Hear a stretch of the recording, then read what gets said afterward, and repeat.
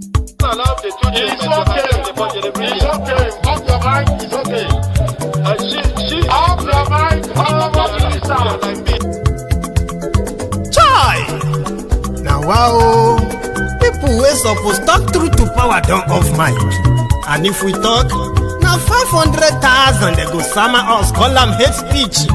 But fear not, Mayegun don come.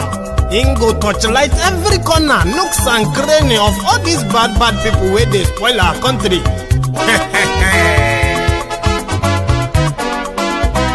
So my people make we laugh, oh yo yo. Mayegun don come, oh yo yo. My people make we shout, oh yo yo. Mayegun don come, oh yo yo. Mayegun don come, man of the masses, oh yo yo. Mayegun don come, oh yo yo. Mayegun diary politico, oh yo yo.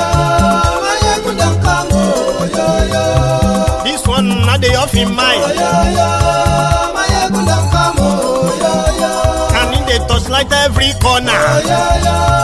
Mayegun don come, oh yo yo. Okay, some people be they holla say they want the power. Chai, them be promise us say we go get light and power. Nah. Them hustle sote they can't get the power. But now they know they do anything with the power. Sure. Every day, dollar just they get the higher power over naira. See them talk say make we off mind. But thank God say Mayegun don come. So my people make you laugh, oh yo yo. Mayegun don come, oh yo yo. My people make we shout, oh yo yo. Mayegun don come, oh yo yo. Mayegun don come, man of the masses, oh yo yo. Mayegun don come, oh yo yo. Mayegun diary politico, oh yo yo. Mayegun don come, oh yo yo. This one not dey off in mind, oh yo yo. Mayegun don come, oh yo yo. Person wey dey do evil no one make person talk. Them say that Mayegun, that man too they talk. He too they talk. Say Mayegun diary, he dey hot like pepper. But every day then they take money in bulk. Poor man pikin dey the street they hawk. Still them talk say make we no talk. But thank God say Mayegun don come. So my people make you laugh, oh yo yo. Mayegun don come, oh yo yo. My people make you shout, oh yo yo. Mayegun don come, oh yo yo. Mayegun don come, man of the masses, oh yo yo. Mayegun don come, oh yo yo.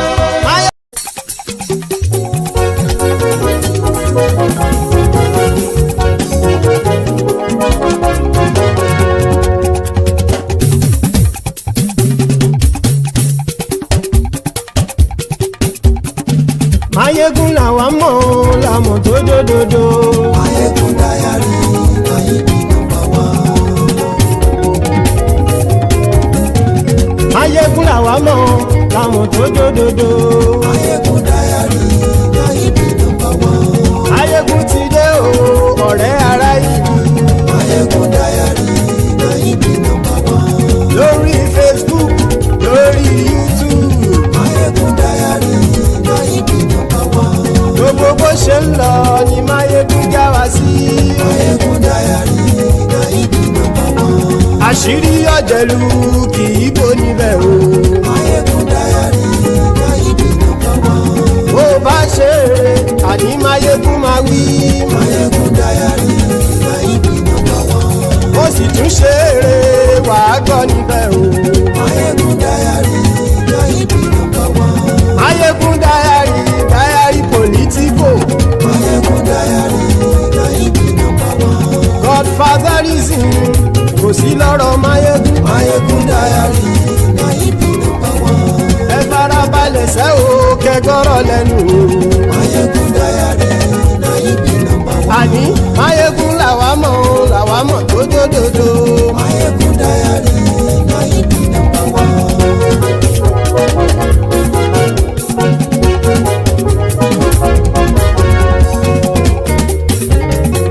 Àní ẹ̀sùn ràkì. Mayegun ti dé. Mayegun ti dé. Ọ̀jẹ̀lú ẹ̀sùn ràkì. Mayegun ti dé. Àní ẹ̀sùn ràkì. Mayegun ti dé. Lórí Facebook. Mayegun ti dé. Àní ẹ̀sùn ràkì. Mayegun ti dé. Lórí YouTube. Mayegun ti dé. àní ẹ̀sùn làjù. Máyégún ti dé. Bọ́ bàbá gbé wúrẹ́. Máyégún máa wí. Àní ẹ̀sùn làjù. Máyégún ti dé. Ijó ìgbádìyẹ. Máyégún máa wí. Àní ẹ̀sùn làjù. Máyégún ti dé. Pẹ̀sìdó bá rúfin o. Máyégún máa wí. Àní ẹ̀sùn làjù. Máyégún ti dé. Kí gómìnà kówó jẹ. Máyégún máa wí. Àní ẹ̀sùn làjù. Máyégún ti dé. Ọlọ́pàá tí ń darí. Ọlọ́pàá tó ń gba rìbá Máyégún máa wí. Hello there. Good morning to you. Good afternoon to you. And good evening to you from wherever you are joining us. This is Máyégún live. Thank you very much for joining me. Dear brethren, dear Templars, please read beyond the caption of this broadcast. Read the description of the broadcast. Like it. Share it. Invite your friends. Invite your not so friendly friends. Tell all of them that Máyégún today. And if you have done that already, thank you. So tonight, as they talk up for street, miracle no dey tire Jesus. Tifnumbu and his gang, it can't be like say they are on their propaganda is on steroid. From yesterday, it's been one propaganda after the other. Unfortunately, maybe fortunately and unfortunately, for the Ronukus, the Abrodian bastards, bad idiots, they've always wanted something to celebrate, something to say, yes, look at that. Just like those who were praying for the Nigeria air. The Nigeria air succeed. All the enemy of Nigeria. Everybody, I mean, when APC, Egbekegbe runs their propaganda, there are so many gullible morons, voluntary slaves, that would want this to be true so badly. If you dare tell them that this whole thing, no, they add up. This sounds like a lie. It's pretty much like a lie. Then you are going to be the villain. You are going to be called the enemy of the contraption. And the real enemy of the people, they can get away with anything. So, brethren, welcome to Máyégún's Diary Politico, the temple of truth, where the truth is not meant to make you comfortable, but it's always going to actually liberate you, help you to handle the disappointment that the lies would have cost you. So this morning, from the blues, from the stable of the Ronukus, the Ronu Nazis, their own slave masters, Tifnumbu and his gang, they released another number that cannot really be verified. In fact, it's been verified to be a lie. But they will run it maybe for a few days, and then they will disappear once they realize that they've been lied to. It's happened many times. And that is why tonight we are scrutinizing or putting it out there, the new propaganda of APC. Egbekegbe. Have you heard that their Portharcourt Refinery just woke up last night and boom, it just started the refining a production, yeah? And then boom, it is going to be, rolling out 200 trucks of PMS every day.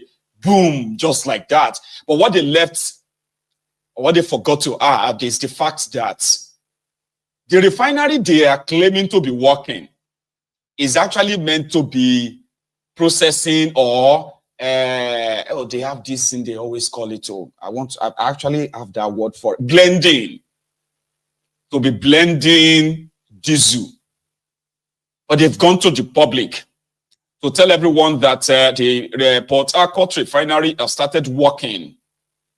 And you know, sometimes on this platform, I've said it many times, not like sometimes, many times, that I really, really do wish that some of the lies, the propagandas that they are selling to people, that sometimes I actually do wish that even if now one may be truth, because if it is true, it is likely going to change your situation in that contraption.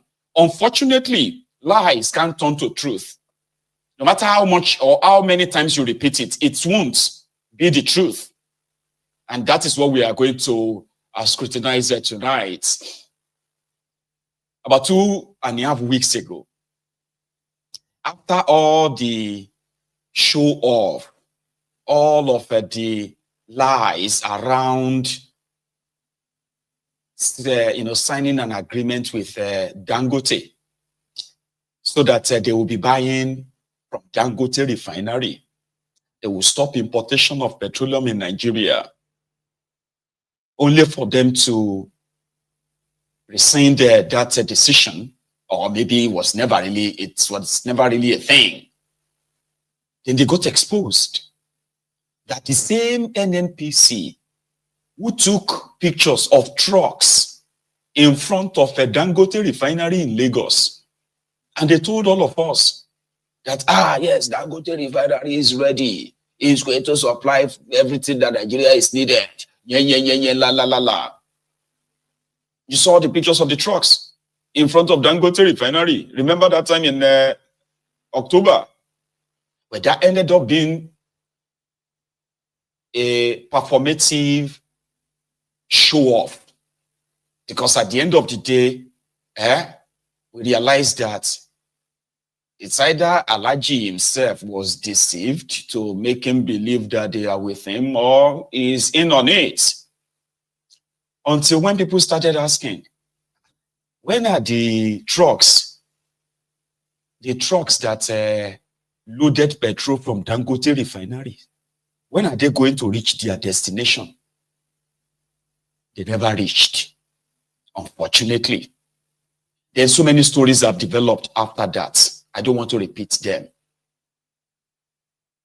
Then it got exposed that the same NNPC, as well as some other friendly marketers of theirs, spent nearly $1 billion to bring in 927 million liters of petrol to Nigeria. And this was just last month. Hang on. It was this month. We are still in November, all right? This month. They said that it is cheaper to import fuel to Nigeria than to buy from Dangote. Don't pretend that you didn't know all of that, because then we will get fight. Because I understand that some of you Ronukus, you can easily point fingers and call people enemy of Nigeria, enemy of progress. But the real enemy, your real enemies, are the ones you are trying to lick their asses and defend. By the time the truth hits you on the face, majority of you, like you are sewage dwellers, no lives. You end up what? You disappear. We don't see you again. Like you did during your fake here in Nigeria. This month, in fact, I want to frame the story so that you'll be able to follow it in sequence, okay? This month, NNPC and their friends, apart from saying they have signed a deal to be buying from Dangote, right? They also went back to go and import 927 million liters of petrol to Nigeria. It was meant to be a secret, but it got exposed. They didn't see anything afterward. Dangote himself didn't say anything other than they've opened a blending factory or something next to his own refinery in Lagos. But before now, Femi Falana, the same Femi Falana, the Sandos Falana, was questioning the NNPC. What is going on with this Portharcourt Refinery? When NNPC won't respond, he decided to take them to court, NNPC, as well as the contractors that were supposed to be repairing the Portharcourt Refinery. So, this was this month. Imported 927 million liters. Dangote was supposed to be selling the petrol to them, or they are supposed to be buying from Dangote, including the independent marketers. All of this month. Then, I think it was last week, they now said they don't know when the refinery is going to start working. They are still working on it. This was last week. Then, Davido says something that I don't know if that actually triggered them or something. I don't know. Then, the refinery that was meant to be blending diesel suddenly started producing petrol. And in fact, between last night, when they announced that it has started working, and this morning, it has produced over 200 trucks worth of petroleum to be distributed. They turned on the generator last night. Let me show you. And this morning, like they did in front of a Dangote refinery with all the cameras, everything there, all of that just evaporated, disappeared, right? So they turned on the generator last night, made video and posted it online this morning. Said the Portharcourt Refinery started working. I'm coming.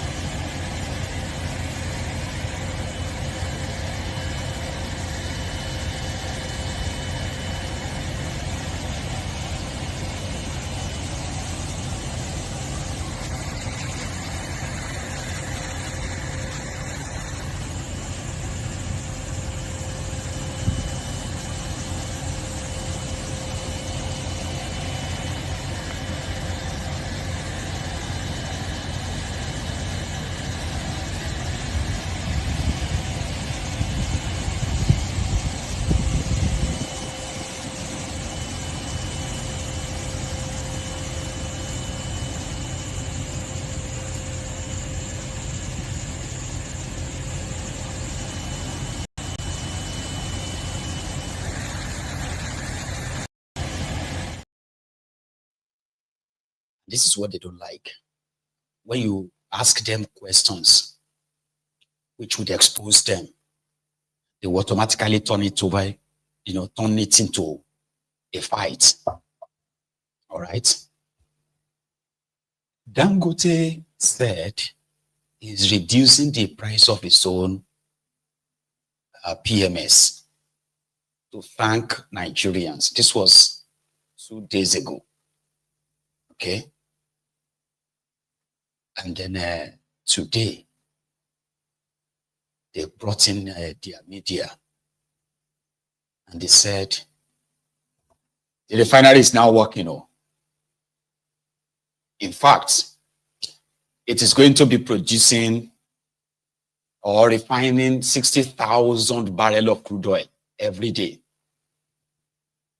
Between last night and this morning, the refinery has refined and produced 60 million liters of PMS. Okay. 60 million. Meanwhile, you just got the delivery of 927 million liters. Ajekela no. Omokuleni. They say witch cried yesterday. The baby died today. If you add 1 plus 1, it's meant to give you 2. But not in that contraption. 1 plus 1 would always give you 11. So the workers who are supposed to be working in the refineries, they are not producing anything there. Some of them said, well, in all honesty, we are not refining anything. What we had is just like blending so and so, okay? And then just rolling that out. I'm coming to that. From their own released video, there's similarity here for those of you who followed what happened in front of a Dangote refinery that time. Watch this.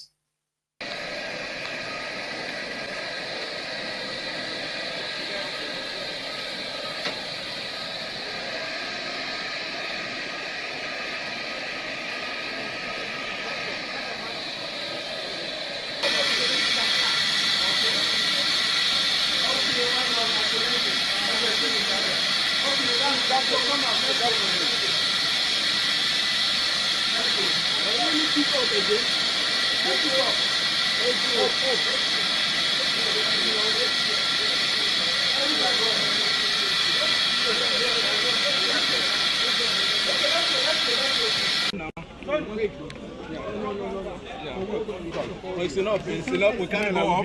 No, it cannot go up. No, you cannot go. I cannot see what you're doing.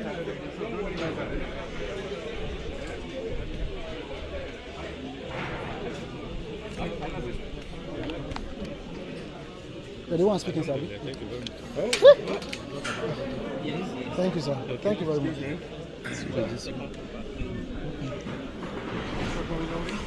So welcome everyone. These are loading country. This camera stream? Yes, it's one streaming. Yes. Okay, it's one stream. Can go there. I think this place is really feeling weak. Yeah. So just only you please stop anybody from coming. You can hear the vibration.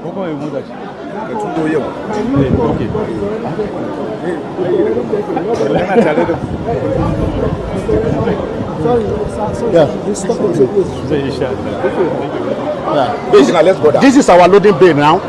We are about to load all this truck you are seeing. These trucks are 33,000 liters capacity. So we have started loading. We want to demonstrate that we can load. Can we please put it on? So like this compartment that we are now, 20,000 liters, second compartment that's already a program from the Article 3. He said we give the guy. Let's mic is what I saw. So we can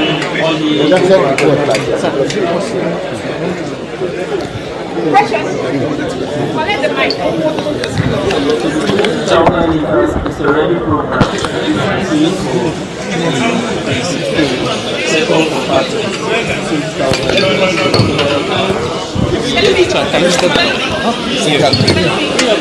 So now I have pressed that. The valve will open in 3 seconds for the compartment to start loading. The compartment we are loading now 20,000 liters. So it has already started. The valve is now counting down 20,000 for the second compartment. So thank you very much. You can all want to complete. Thank you.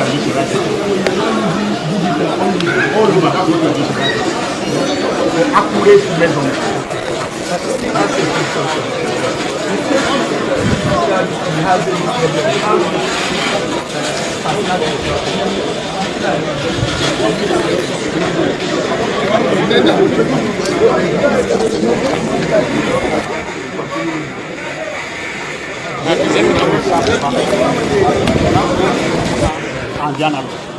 In case the digital does not work, unlikely event that it does not work, you go to analog. So my name is Chairman of Portharcourt Refinery. I am here to.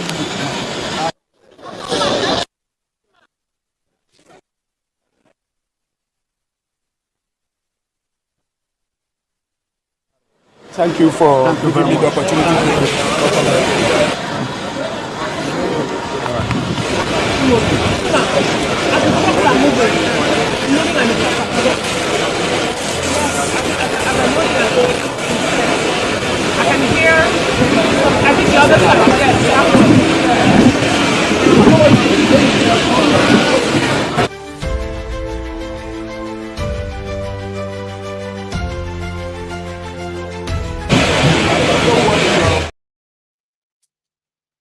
So an average Ronuku, because I know they are watching.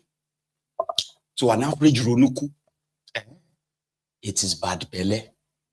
Oh, in fact, now people who question this are people who don't want Nigeria to work. One weary just said it on Facebook just now that if he is also a sadist or a sadist opposition, hearing that Nigeria economy grew by 4%. Nigeria economy grew by 3-point-something%. Nigeria unemployment rate dropped to 4-point-something%. That Tifnumbu is making an ambitious tax reform. That Portharcourt Refinery is now working. That it will call it fake news or something like that. That is who they are. And that is what actually gave APC, Ebekebe, this long life span so far. The Ronukus are a bunch of, senseless morons, so to say. They want to believe anything. And guess what? Once the old euphoria is gone, are you with me? Then when you call them back and say, come now, how far with this your grown economy? How come that you now still have a more poorer and poorer people in this your what do you call it? Maybe tax reform, whatever it's called, right? How come you are still borrowing? And then they will disappear. Or they will tell you that just give it time. It will take time before it will reflect. There's one more I want to show you before I kind of drop my bombshell tonight. Just the whole media drama again around it, Abby. Here are the trucks that were supposed to load the already blended, imported fuel, blended in this small Portharcourt show off, right? And then they'll close shop. Watch this.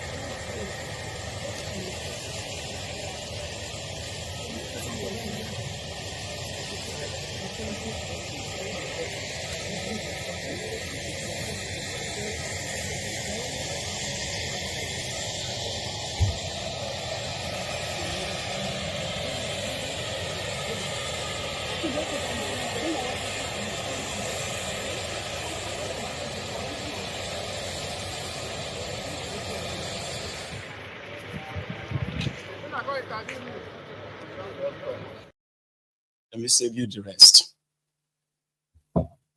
Now, there is evidence that they imported this same fuel that they are distributing. They have enough, right, to last them for the next 1 month. They do. And there is also an evidence that what they are doing is not just that they imported fuel and moved some of it to that same Portharcourt. They are also blending it with some harmful substance or chemicals and the rest of that, like, multiplying, duplicating and all that, to resell back to the society just for this particular show off. But here is some questions that even you, as a Ronuku, watching this broadcast this evening, that you should possibly ask yourself. How much are they going to sell now that the refinery is working? Let's now take them for their words and say, okay, the refinery is working. For Dangote, or start with, they imported the fuel to Nigeria, is sold at 1,075 naira by the NNPC. Others are selling at 1,100 naira, 1,200 naira per liter. So now that you have everything locally, this is not Dangote. Okay, Dangote is importing his own crude oil. And that is why Dangote can't sell less than 970 naira that he announced just 2 days ago, because they couldn't give him crude oil, right, from Nigeria. So he's importing his crude oil, buying it from abroad. So the NNPC that announced to you that the Portharcourt Refinery is now working, how come they didn't announce the price with it? Or maybe they will do that later, because they are supposed to actually now probably tell us that the crude oil is local. It's just in the backyard there in Portharcourt, in the same river state. The crude oil is there. The pipeline where the crude oil is going to be pumped from is in Nigeria. So that means the part where you have to price the barrel of crude oil, and because of the price of the barrel of crude oil, which will then determine how much you are going to sell the liter of petroleum or so, a refinery actually refined more than just PMS. It also refines diesel as well. So how much are they going to now sell this Portharcourt refined petrol? Is it going to be sold for 1,075 naira? Or it should be far, far less? It's a question that they probably haven't considered answering. Because one of the things that having your own refinery could have done or will do for Nigeria right now is that it can break the price of petroleum in the market. And that can automatically help your economy. You get? I mean, they can't tell Dangote how much to sell his own petrol. But they can tell how much they want to sell the one that is refined in Nigeria, in Nigeria's refinery. Have you thought of that, or you are still living in that euphoria? It's a direct question, right? I'm not expecting you to answer it. I'm just probably putting it out there that if the Portharcourt Refinery is working as they are currently postulating, right? So that should automatically tell us how much they are selling the liter to those trucks. Because that's what would probably be the real news in all of this. Don't you think so? Don't you think? Because that should be the real news. They told you that once Dangote Refinery started working, that the price of petroleum and blah, blah, blah, blah will come down, the Naira will be stronger, and all those things they told you. But now you've realized that they lied to you. Dangote Refinery is a private business, but this one is the public property. So, Abi, you are just going to ignore that part. And it won't matter. It should. That is what I've been looking for since. That if they woke up last night to tell you that one of the refineries in Nigeria is now working, but that should have an impact on how much this is now sold. I know they are doing the media runs right now. I mean, throughout this week, that's what you are going to be seeing on all the media, social media, your TV, your radio, about the refinery is now working. But the question you should ask now is that, are you going to be buying at the price of the imported petrol or the Dangote price of over 1,000 Naira? You should be able to ask them, even though they won't answer you, or they will kind of make up something. NNPC has never made profit since its sort of establishment. They've never made any profit. So they can import fuel, spending nearly $1 billion between October and November, move them to one of the moribund refineries, service the loading bay, renovated the, what do you call it? The generator plants, turn everything on, and decide to possibly crash the price and, you know, sell it to you for 500 Naira per liter. That should be one of the benefits of having your own refinery, Abi. Your own crude oil. Everything is yours.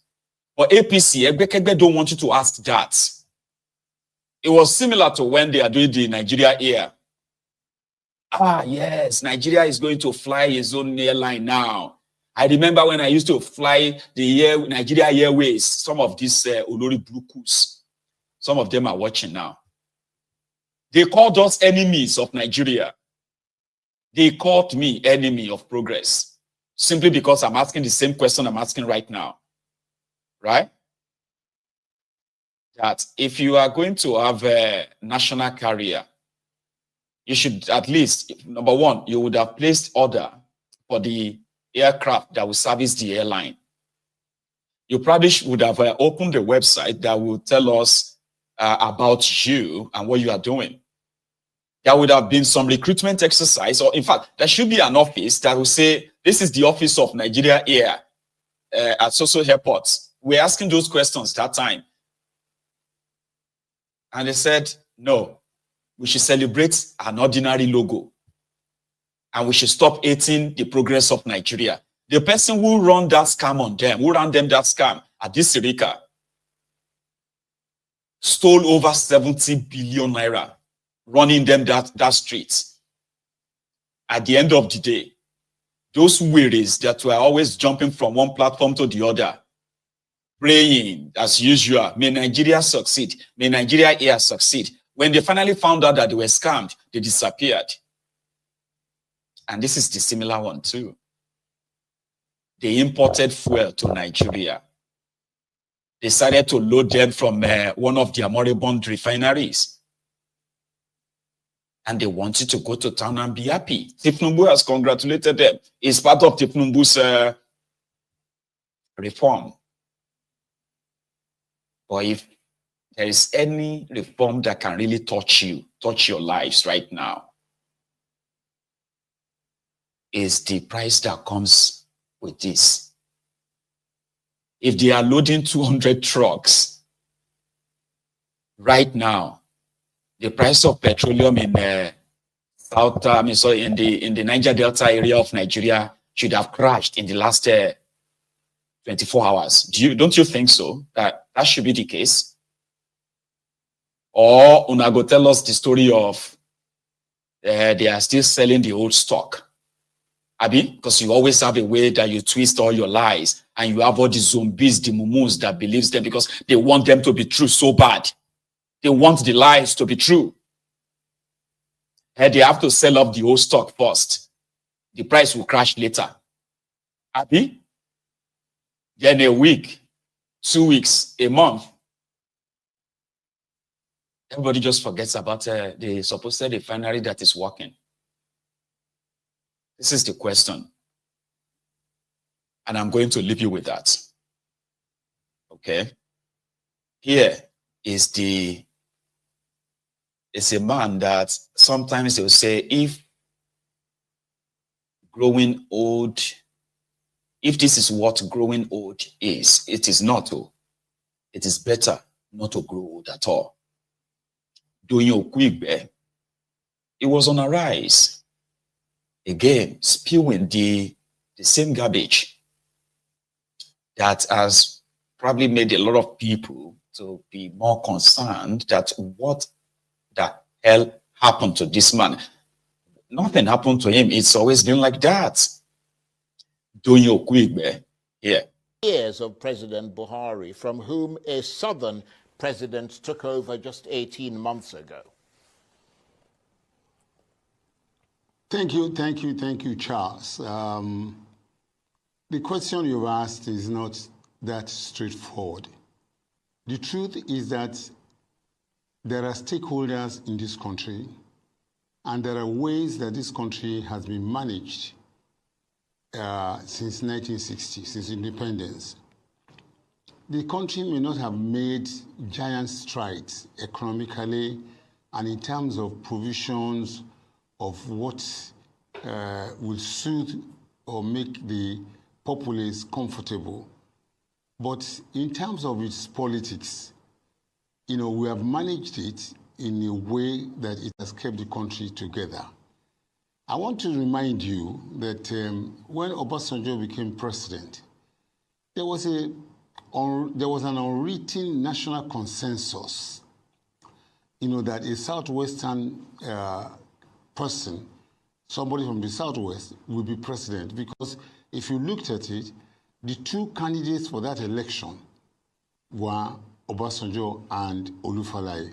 So head and tail, Southwest wins. That was a national concession. And it was not for nothing. It was because the stakeholders felt that at that point in time, immediately following Abiola's death, who was presumed to have won an election, there was a need to assuage the Southwest. It was not a question of northern interest.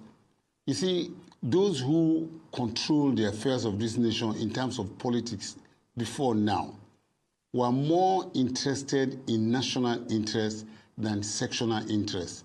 And our failure to evolve a national elite system is one of the most fundamental problems why Nigeria is stagnating, because we all pull in different directions. Now, coming specifically to your question, I see a lot of young people, young minds, brilliant minds from the North coming together, which is a good thing. The North needs its political elites to come together for whatever reasons, even if only to shoulder the responsibility of the burden of neglect of the masses for so long. But I am a Christian, I am an evangelist, and I am a witness for Christ. I am not going to stand here for any reason. I do not desire to be minister or commissioner or anything. So I have little to gain. My point is just that I want the country to move forward and to succeed. And I'm not rabidly opposed to the gentleman that is there right now. The truth of the matter is that opportunities have long gone, flown out of perspectives. It is now with the pillars that are being laid down that opportunities, new opportunities are now being created. Do you want to talk about the children who could not go to school because their parents, did not have money? It will have been worse now because people cannot even feed. That means a lot more of our youth will not be able to enter university. Today, Bola Tinubu has made poverty not to be an issue or an excuse not to be educated. There's a loan fund which he promised in his agenda that he's going to do that is now operative. There are so many programs for the youth, and there are so many ways there are so many plans to finance them that is currently going on. It will take time, and I know Nigerians are paying.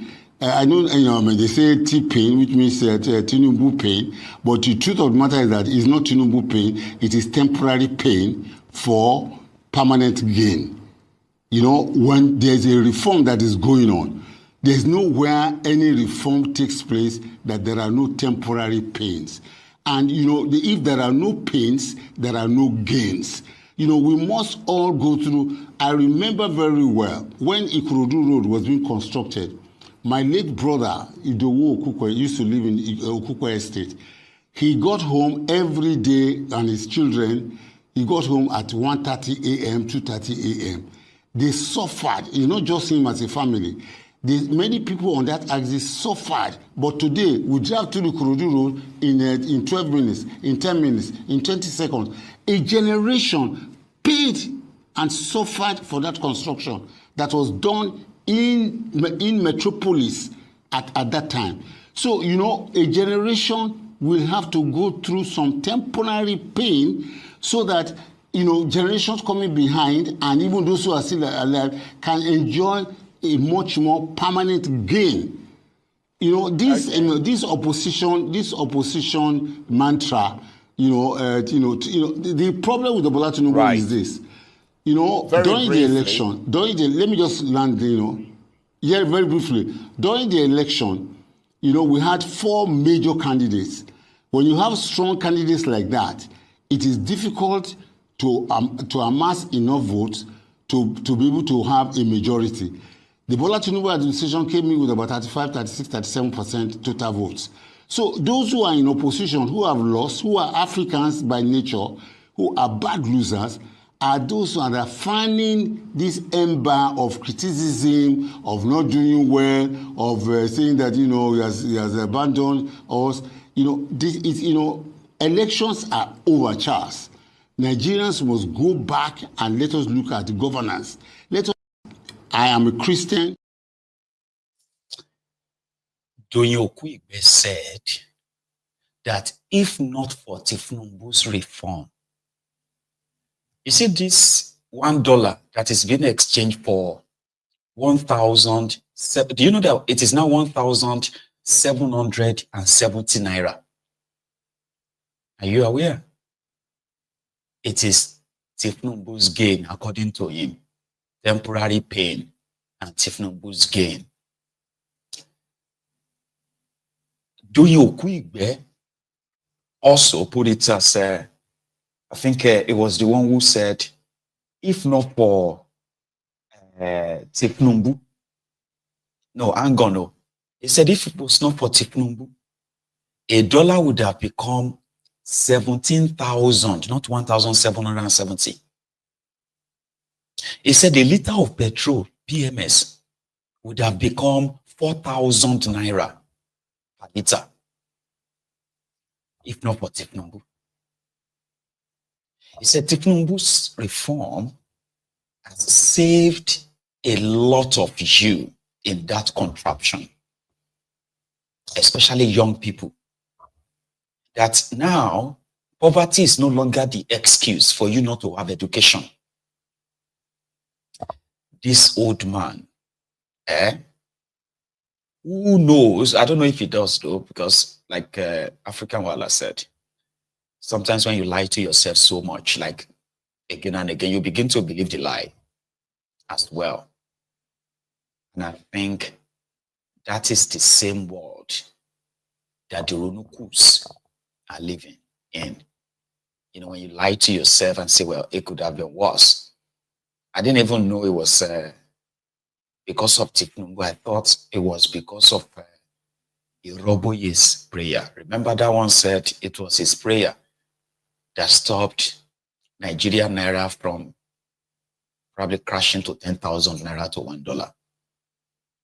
But he's already headed there already. 1,770. When Tiknumbu removed education subsidy, and the the tuition from all these various schools increased, a lot of these young people have dropped out of school right now. Then they started lying about who have had access to their student loan. And in that, it is recorded. Well, I don't know which one to believe. So the NEL fund, people who are sharing the money said they have shared 11 billion to 104,000 people, students. Wale Idun said they have shared over 90 billion naira to 500,000 students. And this is how they all kind of like a juggle number. So Doyin Okuigbe, in his character, which seems to have become more like a sickness, is telling us, okay, that you, the victims of this failed roguish regime, you are just bad losers. In his own world, if not for Tiknumbu, things would have been worse for now. So yeah, you need to sacrifice, and as things stand, whatever you are facing is a sacrifice. But there is one thing too, where as much as they will tell you that things were so bad when Bokwari, no, not when Bokwari was there, before Tiknumbu, they always want to skip that part of Bokwari in a way. And the Bokwari's people themselves, they don't want to have any of that. So Doyin Okuigbe added, because it's all about, it's pretty much like going to be about 2027 too. So to somebody like him, you should be thankful, grateful that you have a Tiknumbu. No matter how much you feel right now, I don't even know how that sounds, but he has something as well for the Northerners, the people he also called the bad losers too. Please listen. Let us assume that you bring a new person and he wins. There's no agreement he will make with you. He will not spend another 8 years. So, you know, you just extended the lifespan of the rotation to the south by another 4 years. So why don't we, what has Bola Tinubu done? Let's come to terms with this. What has Bola Tinubu done? Bola Tinubu has come with very serious reforms, you know, that will take the country away from, you know, the situation in which it had been undergoing for the past 8 to 10 years. You know, I will say it here on public television. This is the truth. This government has not been able to articulate this position, but those of us who are watching from the outside, we can see it. You know, as of the time that the Bola Tinubu administration was coming into power, the country was finished. Was socially, economically finished. We were spending 98% of our revenue, 98 cents on every dollar was being used to, you know, for debt servicing. We were subsidizing fuel, we were subsidizing power, we were subsidizing virtually everything. There was a major, there was very severe and serious arbitrage in the foreign exchange market. Now, so what did the Buhari administration do? They just went ahead and printed and continued to print money, until they printed up to 30 trillion. So Nigerians did not feel it because it was, the money was still being available, although it was not backed by anything. There are a few countries that have done this in the past. So it's not a matter of Nigeria is rich. Venezuela is extremely, one of the largest reservoirs of crude oil in the world. The poverty in Venezuela is worse than here. And I will show you something. This is Zimbabwe. This is Zimbabwe dollar. On this paper, or on this currency, is $100 trillion. Zimbabwe dollar, 100 trillion. It is probably worth about $15, $16, or $17. It will not buy in Zimbabwe 2 live fowls. Now, this is what Bola Tinubu has saved Nigeria from. If Bola Tinubu wanted to be popular and wanted to be, for him to be sang and all that, he would just go back and continue what was being done before, continue to print money until, God forbid, we approach this level. And, I have had people complain, which is legitimate, that dollar is 1,700. It could have been worse. It could have been 17,000.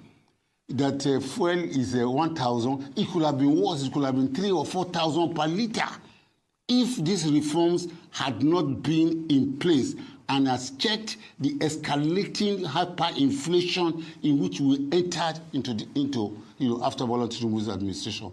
It is wholesomely unfair. Right. And I'm almost tempted to say wicked for anybody to judge this administration after 18 months. Well, can I go and check the history. I swear, you see, this is the problem too. There is no economic fact to what he's saying, all right? But because he's been a spokesperson for president before, that's his job, all right? So it could just bring instances of bad situation, right? To present what is to create a scenario. There are some of you will just be like, really? Oh, okay. Thank God though. And it's so unfortunate that somebody like that is being given the airspace or the airtime to actually, talk to millions of people, to spread this level of lies and propaganda. And then praise Tinubu for it. Okay, to say, man, you don't know what this guy has done for you. If not, your naira would have become 17,000 naira to $1. Oh, you don't know what he has done for you. A liter of petroleum would have been 4,000 naira per liter. There is no economic facts to that. So presently, Tinubu and his gang claimed, right, to have removed subsidy, which is the reason why you are paying more for the same product today. But in at the back end, the reason why they said they removed it is because of the forex scarcity. Because to bring fuel to Nigeria, you need a lot of forex. Like Nigeria is oil producing country that is selling its crude oil and should be earning a lot of dollars from that.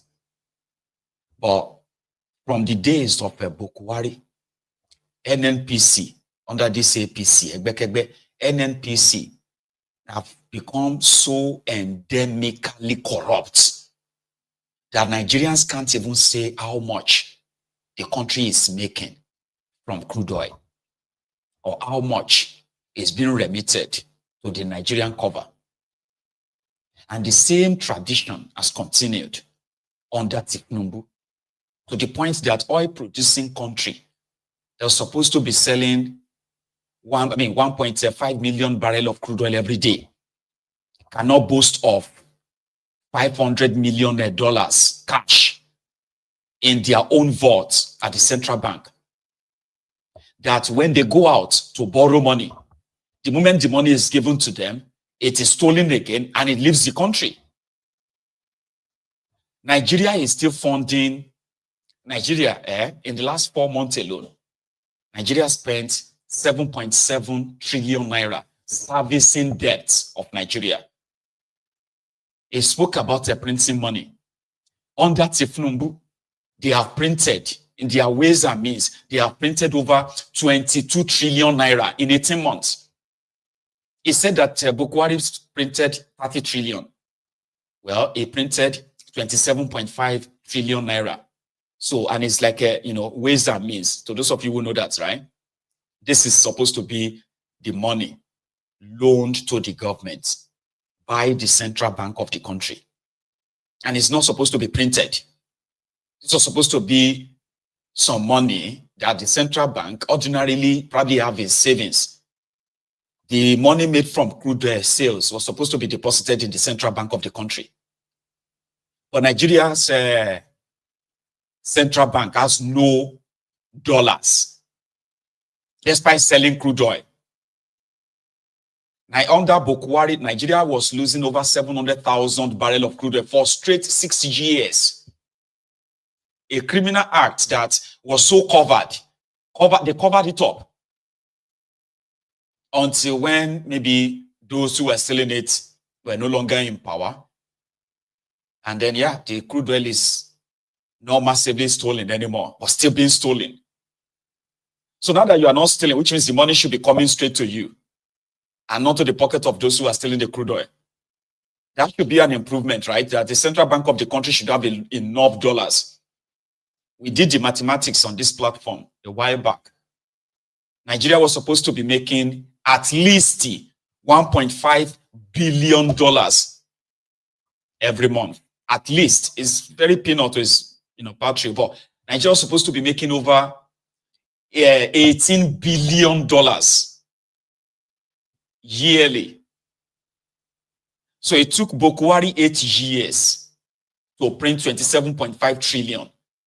Their law says, if you have any budget deficits, the central bank will borrow you 5% of the value of your budget. So Bukwari printed and borrowed more than the percentage allowed by their law. He broke the law. Today he is not in jail.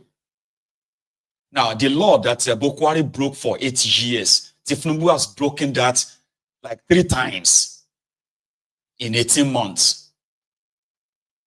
First, he lied of paying off the 30 trillion naira debt that Bukwari, which is the 27.5 trillion that Bukwari printed, that nobody can say what they used the money for. Nobody. The value of that 27.5 trillion naira printed by Bukwari was $50 billion. Nobody can say what happened to the money right now. Now, in the last 18 months, Tifnumbu has printed over 22 trillion naira, which means the central bank's ways and means, they've given Tifnumbu over 22 trillion naira printed money. And that has contributed further to the hyperinflation in Nigeria. Doyin Okuigbe is aware of that. In the space of 18 months, Nigeria have spent over 14 trillion naira. If you convert the money to naira, 14 trillion naira servicing debt. Just last 4 months, this past 4 months alone, they've spent 7.7 trillion naira to service Nigeria debt. Nigeria debt has jumped from $105 billion to over $150 billion right now, local and foreign. Tifnumbu has borrowed, if you put the yearly ratio of what Bukwari borrowed in 8 years, Tifnumbu has borrowed nearly half of that in 18 months. Because there's no investor, there's nobody bringing any money in. The central bank is giving him, they are printing and handing money cash to him, They are not questioning the same NNPC of, okay, come, where is the crude oil money that you are selling? They are not. Because the old diversion is not being done by Bokwari anymore. It's not being done by Tiknumbu and his gang. They are hiding all of that from you. If they had become honest for just 6 months alone, 6 months, to deliver what they are selling, I mean, the money they are making from crude oil, if they are honest for just 6 months, right, Nigeria's deficit budget will become history. You won't have any deficit. Boy, Doyin Okuigbe is talking about Venezuela and all of that. So it's talking about Zimbabwe. But Nigeria is not far from that. Venezuela didn't just wake up in 2 years, in 5 years to arrive at where they are. It took them more than 20 years to arrive at where they are. And Nigeria is headed for that too. But the likes of Doyin Okuigbe and co, they will be there to make you feel like they are doing you a favor. Tifnumbu and gang lied. This same NNPC guy, this Melekiyari guy, they lied that Nigeria is currently producing 1.8 million barrels, and they will soon be producing 2 million barrels of crude oil every day. But that's a lie. The official figure that is actually, even in with their own agency in that country, came out and they said, well, we are not producing 1.8 million. The official figure is 1.48 million, which is 1,480 something thousand barrels of crude oil every day. But where is the money? At 1.5, at 1.8, where is the money? Nigeria is not paying back debt too. Nigeria is servicing debts. So you have revenue. This is the revenue. When they talk about revenue to debt and what have you, right? It's like you are making 100 naira, but you are using 95 naira to service your debts. It is still the same thing. Even though they release a fake data that says, oh, they are not using that anymore, they're now using 63% of their revenue to service debts, which is a lie. Everything they tell you is a lie. Once you begin to question it, once you begin to kind of scrutinize it, they will turn it into a fight. They will say you are enemy of progress. What progress? Which of the progress are you talking about? Is that the backward progress or what? They plan to generate, this is demo. They claim that, listen to this one. They claim that their plan this year, 2024, was to generate 19 trillion, which includes money from the customs, immigration, and all these places, including their taxes they will take from you. And according to their FIRS guy, Zach, what's that? Adidiji, what's that guy's name? The Nigerian customs alone, they have generated about 15 trillion in this 2024. And from all taxes, Adidiji said, as of September, they've generated more than 20 trillion, which means they've generated more than what they expected, which is also a lie. However, they are rolling out all these figures. From removing subsidy, what they have saved from removing subsidy, instead they've saved $20 billion. But they say no, it's an audio savings, which is that instead of us spending $20 billion to borrow $20 billion and use that for fuel subsidy. So we didn't borrow. Then, but hang on, the NNPC has been using the Nigeria's crude oil money to subsidize the imported fuel to Nigeria. So now that you are not paying subsidy, which means this is not you borrowing money. If NNPC claim that they are spending about $1 billion about $4 billion or thereabout to subsidize fuel. So, which means if they are not subsidizing anymore, where is the $4 billion? Forget about $20 billion saved. Okay, the audio savings. Normal. The lies they've told people. The reason why they had to remove subsidy was because the money made from crude oil was being used to subsidize imported fuel. So now let's agree that they are not paying that anymore. Where is that $4 billion? It's nowhere.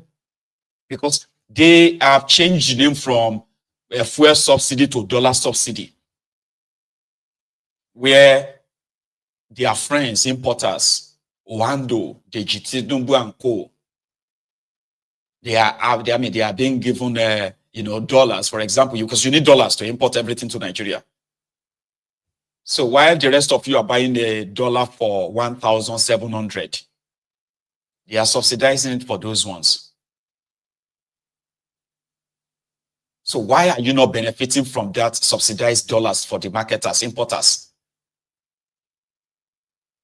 Do you see all the old mess, the old scam and the rest? So if the likes of Doyin Okuigbe think he's talking to dunces like the APC, Abubakus, no wahala. When they tell you that you are going to feel the impact of their reform, just tell them that you are already feeling it. You're already feeding parts from their lies, the propagandas and the rest. You just don't know. Because that's exactly what is going on. They are feeding you with lies upon lies. They are creating scenarios that will kind of make you feel like it could have been worse when you're actually living in the worst situation. If you said you are planning to generate 19 trillion and you've already used over 15 trillion to service debts in the last 1 year, about yourself, do the math now. What is now left? What is that ratio? Is it different from what Bukwari was doing? They are still taking loans. They are still devaluing your currency. The whole crashing of Nigerian naira will continue. One of the things that could possibly save you, if they are honest, is this Portharcourt Refinery. It should have actually started with Dangote Refinery. The same people who told you that they will be supplying crude oil to Dangote in naira to strengthen Nigerian naira, so that anybody who wants to bring fuel to Nigeria should go and look for their dollars elsewhere. Nigeria won't give them dollars anymore. But the same Nigeria processed nearly $1 billion just this month to bring in 927 million liters of petroleum to Nigeria. So if they sold you lies and you feed fat on it, you will go get kwachoko. You can call me enemy of progress, enemy of Nigeria. You are not progressing, so therefore I am not enemy of any of your progress. You are just the enemies of yourselves. For those of you who are believing their lies. Because you can believe all their lies. There is no amount of there's no how much of these lies you believe that will eventually turn to truth. It won't turn to any truth. You are just going to continue to hope that maybe this thing is going to turn to truth. It won't. They are printing money. They are borrowing money. You don't even know what they are using it for. They are cooking figures. Nigeria economy grows by 4%. You don't understand what it means to say economy is growing. Do you even understand that as a typical Nigerian? Do you understand what it means? It means that your electricity is now stable. You have more manufacturing going on. Cost of doing business in Nigeria has reduced. They are putting together tax reform. The tax reform is just to further take from you, not to give back to you. So if you are looking for enemies of Nigeria, well, look in the mirror. Those of you who are supporting these criminals, you are the real enemies of yourselves.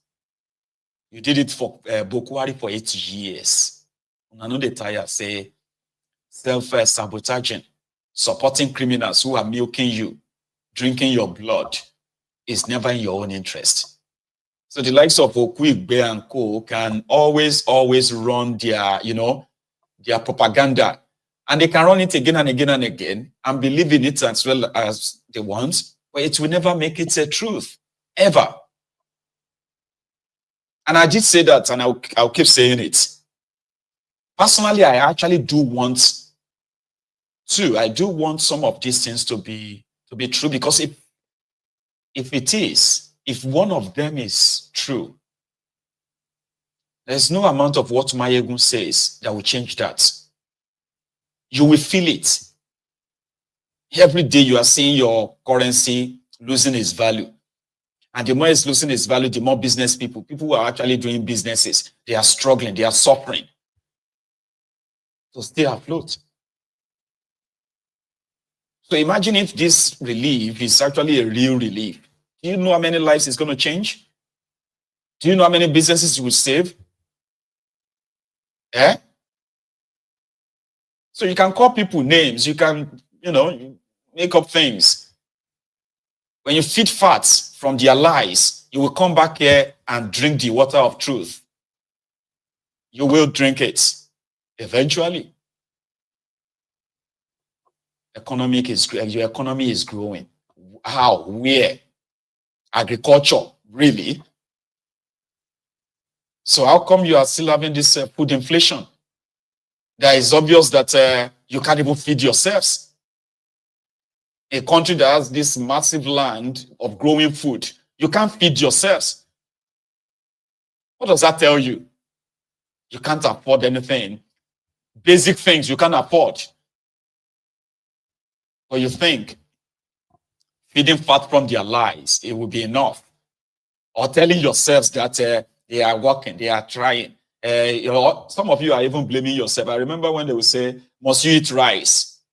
A bag of rice is not, must you eat rice? Why don't you eat something else? That's what they say. It's unfortunate. You can't really fight for people who are very much happy in their chains. My own is to point it out. If we wake up tomorrow, I want to see things that you can say, okay, you know what? It takes time. We agree. To change from something to something takes time.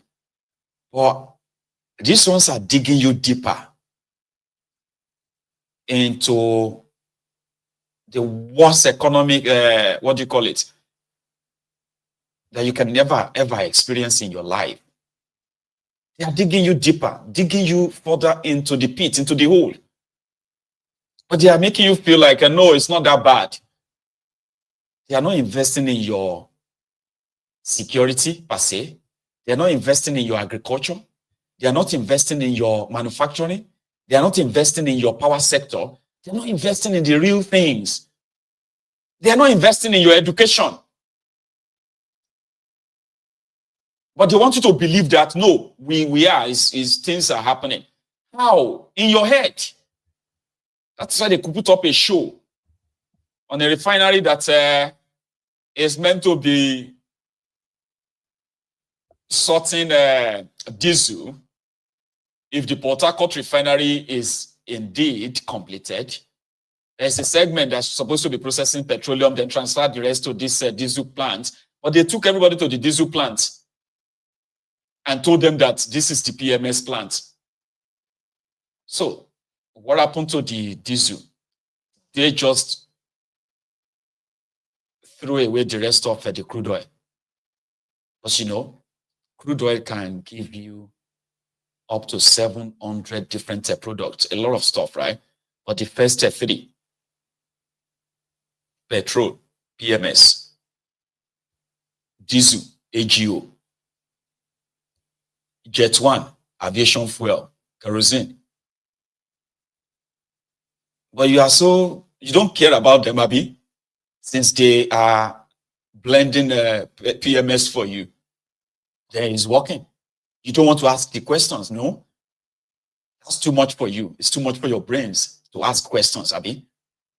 Because asking questions is going to make you a bad belly in a contraption. It's a long one. Anyway, we'll leave that one for now. Yesterday, Eyinaya Abaribe was with Sheung at the Channels studio. And that was when he spoke about Tifnumbu running the country like his own private business.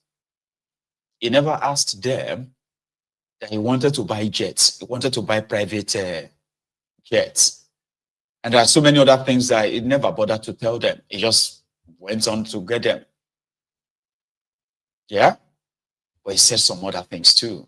Talking about the southeast of Nigeria's insecurity, the trouble, the wahala, and also what he felt about Simon Ekpa's arrest. I'm going to share that with you now, and then we'll react to it. Non-government friends were feeling a vacuum left after the arrest of Nnamdi Kanu. Well, what vacuum? I mean, Nnamdi Kanu was Nnamdi Kanu engaged. All of us have been going around trying to make sure that we deal with the matter to make him come out, which we continue to tell the federal government that he is the key. Reason is that everybody using his name and the name of IPOB to perpetrate violence and mayhem. And I will ask the same Simon Ekpa and their group. You want Biafra? Fine. Do you want Biafra, or do you get Biafra by killing the same Biafrans you want? How? How does murdering people, how does kidnapping people, how does going around and spreading mayhem, killing policemen, burning police stations down and all that help you? How? I mean, calling Nigeria Animal Farm, calling Nigeria Zoo, calling Nigeria all sort of, I'm painting a picture that this is a hell on earth, a country that is unlivable, and giving an impression from outside of the country as though anyone who is in government or anyone who represents any other thing other than IPOB is a villain. Now, and there are those who believe that, yes, the agitation and some of the intervention that Nnamdi Kanu represented, as soon as he got off the radar, of the scene, there are those who wanted to feel and lead that voice. But the question is that you have been agitating for the release of Nnamdi Kanu. Buhari government has passed. You were arrested as being a surety for Nnamdi Kanu. There are those, in fact, who said some of you were the promoters of the likes of Nnamdi Kanu, and what has led to some of the violence that we have seen in the South. The fundamental question is, how can this end, the agitation, or what can bring to a conclusive peace in the Southeast region? How to end is simple. Every one of them claims that it is because Nnamdi Kanu is incarcerated. That is why they are doing. They are not. That's not why.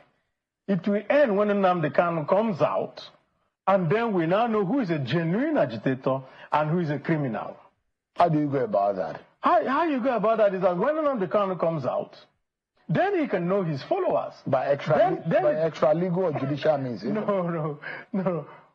Nobody will now have a reason to say, oh, we are burning down this station, we are killing this policeman, we are killing our own people, nobody's doing, you are going to be doing sit at home because he is incarcerated. Senator, what I'm asking is that how would this happen? How will Nnamdi Kanu be released? Because if he's going to, that means the case before the courts are probably going to be jettisoned. Those are extrajudicial, extra legal means, political means. The Nnamdi Kanu was extraordinarily rendition to Nigeria. The Supreme Court has even accepted that. And what we have been doing is, rather than continuing through the court process, let us take it outside of that. What has Nnamdi Kanu done that Igboho did not do? Think about it. Yet, Igboho is walking free today. Is it shouting or you're screaming? They've said all that. Even Igboho went the other day to London to say, oh, I'm going to submit a letter to the Prime Minister or to the King of England or whatever. Oh, we want to have our own nation. What has happened to him? You never had anything from the Nigerian government. So Nnamdi Kanu has been treated unfairly. Is that what you mean? Of course, and this is the issue now. The Southeast, 5 states, 50 ministers. A state like Ogun State has 4 ministers. The whole Southeast, just that 5. And so when people continue to look at this unequal treatment, you just give fuel to these people who continue to say they don't like us, they don't treat us well, they don't do all that. So, and I went and I've been talking to the powers that be. And I can also use this opportunity to talk to the powers that be. When President Tinubu became president, one of his first acts was to change the national anthem. In the national anthem, there is a line that says that we want to build a nation where no man is oppressed. So if you're from the Southeast and you see that you're just being given, okay, the Constitution says you must get one, and then you ask yourself, am I being oppressed or not? So I think that fairness, equity is the fundamental thing.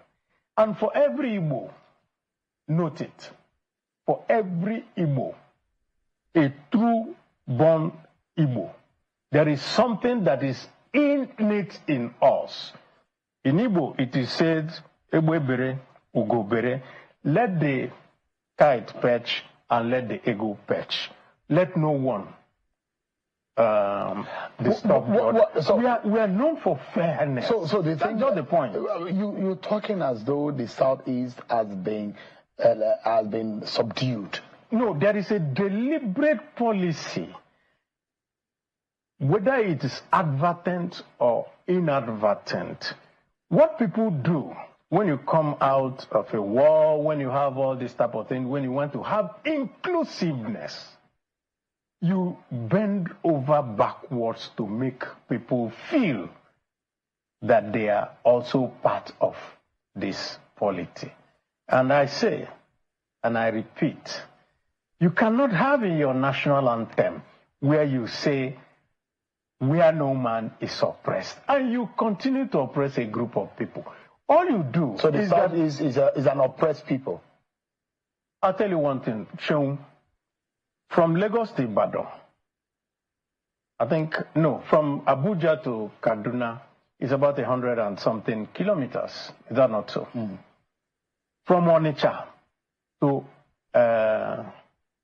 Enugu is 120 kilometers. 60 checkpoints. How can you have that? The whole of the Southeast is the most policed area in the world.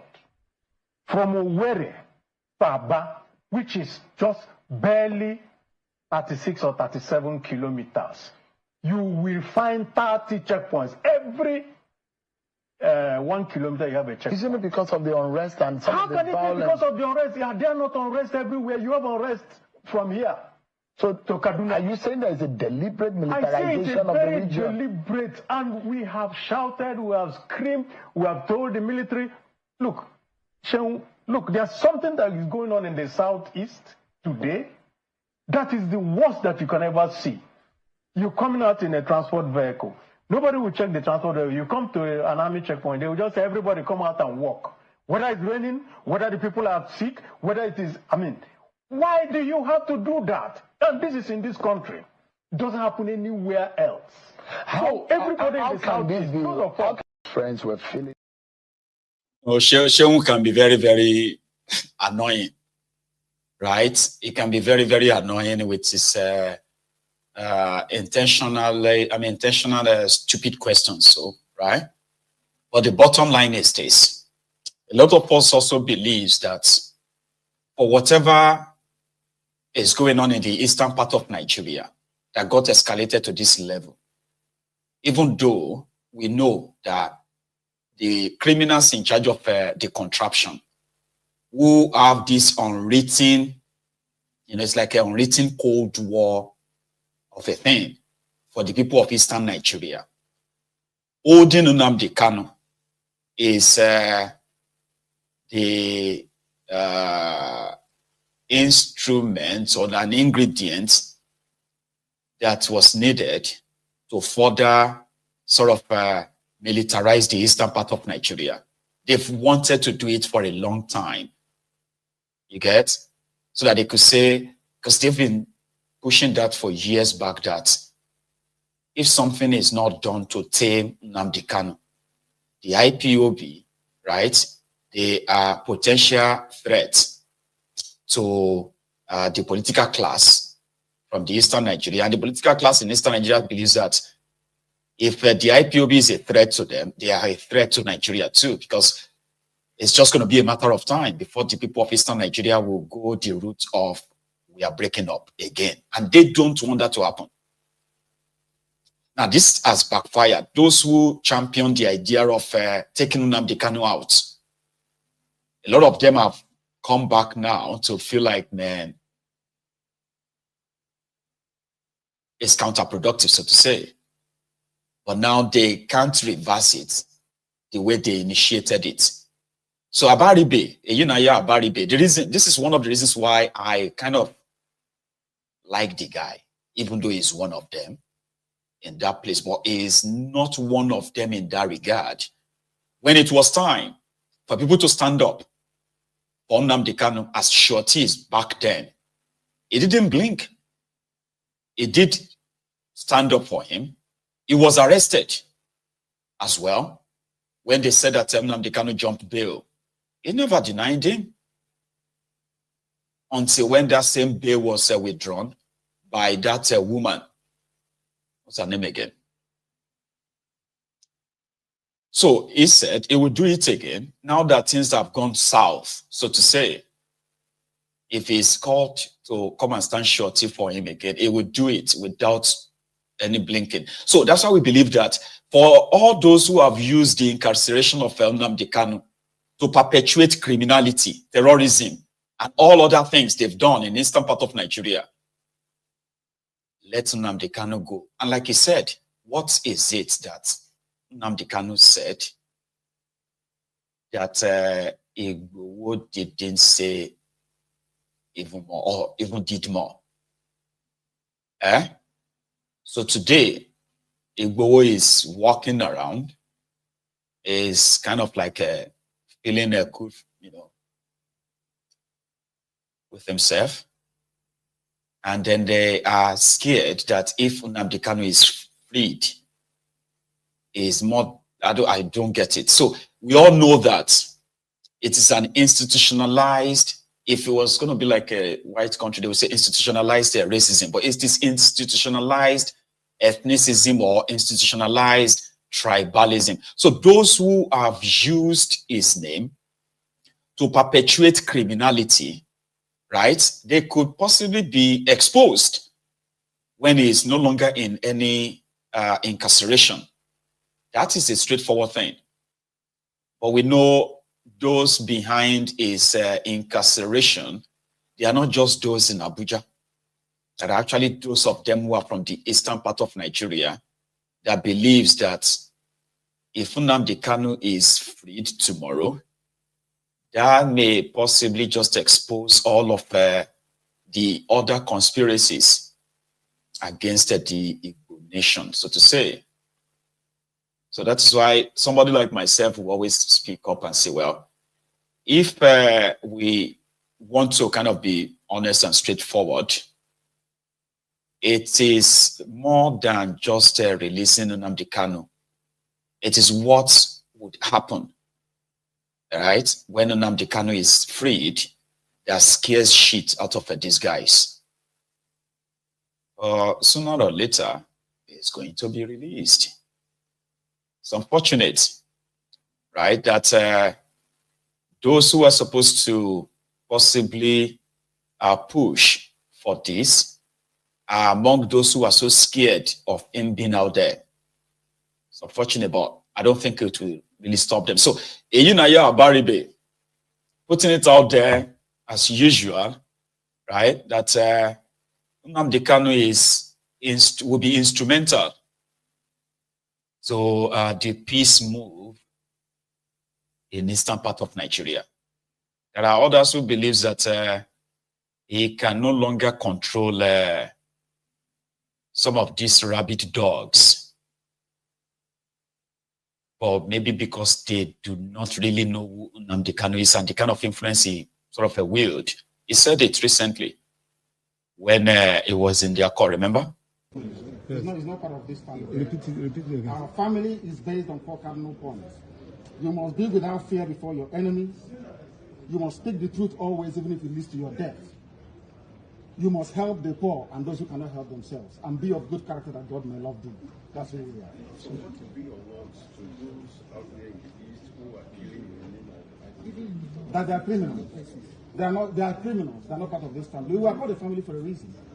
We've come to save our people, not to enslave them.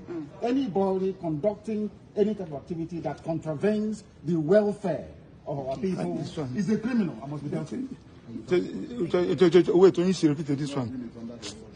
Anybody who is involved in any form of criminality, any form of violence or subversion in the name of Biafra is not part of this family. Our family is noble. It's called IPOB. It's all over the world. So you condemn anything that has to do with killing in the southeast? Why would I kill violence?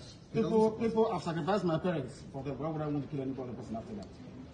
So anybody who's committing crime in the name of IPOB is on his own. He's a criminal. I've said it. He's a criminal and should be dealt with. Adequately. Thank you very much. Thank you. Today, Tuesday, we're coming one day.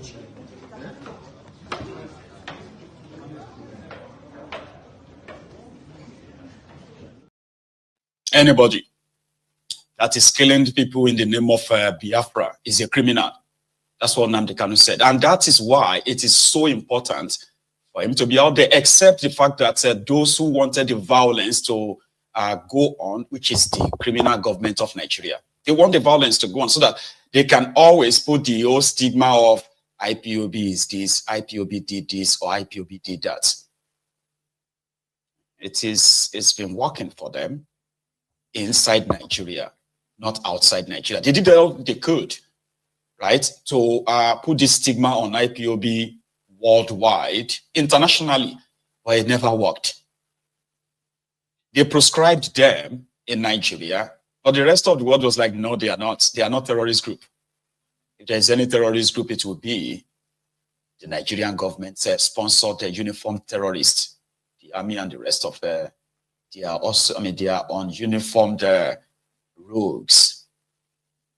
So I strongly believe that when Nnamdi Kanu is out, right, some of these shenanigans, some of this nonsense will actually like evaporate on its own. I do. Anyway, let's move to something else. Yesterday, something happened. It was supposed to be an expose, right? So it started with this guy who happened to be a special advisor to Sanwo-Iku. His name is, I think, Ridwan or something, Ajetumobi. Now, listen, they were having this breakbacks on social media, okay? And the breakbacks was almost about nothing. But because some of those who are the Ronukus of Lagos, thugs, the bigots on social media as well, they were hired because of their bigotry. So a conversation that shouldn't probably lead to any sort of a thing led this guy to reveal some certain things that we are aware of. And what was that? That during the NSAS protest, okay, that the real murderers, the killers of the unarmed protesters, they were the agents of Lagos State government. In fact, you see the killings that took place at Lekki Toll Gate, it was believed that they were acting on the call from Tifnumbu's nanny, which is Sanwo-Iku. Now, Sanwo-Iku was the one who called on Boko Haram to please send the soldiers. If already said that himself. He confessed to that. So the killings that took place in Lagos, it wasn't just at the Lekki toll gate. People were killed in other parts of Lagos. I'm talking of Lagos now, not all over Nigeria yet, okay? People were killed in other places. So this guy just dropped a bombshell that those who burned the TVC in Lagos, those who said the Tifnumbu's TV station in Lagos, who set the building ablaze, that days after that, they sent soldiers to go and look for them. They hunted them, which is what happened, which is actually what happened, right? And they executed them. He said this online, and people picked it up. Listen, he said, the full story of people who burned down TVC in 2020 will be told one day, with gory clips and images. One thing to note, majority of them have been hunted down and executed. One of them, a young boy trading in cooking gas around K2, was found with AK-47 at the site. Even his blah, blah, blah, blah, share you get. And somebody asked, what do you mean? Hunted down and executed. Are you in the know of extrajudicial killings? He just said, laughing out loud, lol. You want to create a narrative in your head. What is extrajudicial killings here? This is him trying to like double down to justify it. He said, some of the people were chased by soldiers. An exchange of fire occurred. Then arsonists were overpowered and killed in the process. Others ran away. Is that an extrajudicial killing to you? Now, there is nowhere that protesters exchange gunfire with the military. There is nowhere in that time. No record of that. But he kind of created that scenario to say the protesters, so they exchanged gunfire with military and they were killed. Why would you expose such thing? Wait till they worry you. Why would you do that? So immediately, they sacked him, even though they said he's suspended. Here. Sanwo-Iku said Jide Sanwo-Iku has suspended his senior special assistant on print media, Wale Ajetumobi. Mr. Ajetumobi's suspension comes on the heels of the misrepresentation of facts on his personal X account on a past incident. The governor wishes to state categorically that his administration frowns at any form of extrajudicial punishment and will not be a part of any such action. That is not who we are. That is not our way. Chai, you murdered people, protesters, and you claim that they shot at military. So now the guy went back and said, he started doing the shalaye. His shalaye was that my only and final response to this misrepresentation, this excerpt was quoted out of context, and there were a series of comments made under the same post, which better explained what was intended. Like I did, further explained under the said tweet. No extrajudicial killing was insinuated. The word executed was erroneously used and not intended in the context of that casual conversation. Casual. What was written in the entire conversation reflected personal opinion and not the position of any authority or the entity in which I work. The post and other comments had been taken down even before this publication. So immediately, he withdrew his statement. But the reason why I am bringing that to you now is this. You see all those bigoted messages online. Go back to Anambra. The Igbos must leave Lagos. The Igbos must be taught a lesson. The Igbos must this and that. All those messages you are seeing on social media by the people who are working for the different arm of government in Lagos. I just want you to know that they are senders, they are employers. They are seeing those messages. This conversation is like 24 hours ago. Everything just got escalated. They quickly want to distance themselves from this thug. You get? To distance themselves from him. They quickly suspended him and make it. You remember that Lagospedia guy that gave the Igbos until the end of August, you know, or August 20 or something. That all Igbos must leave Lagos or they will kill every Igbo they see in Lagos. Remember that guy? From Ikorodu, one dirty looking thing like that.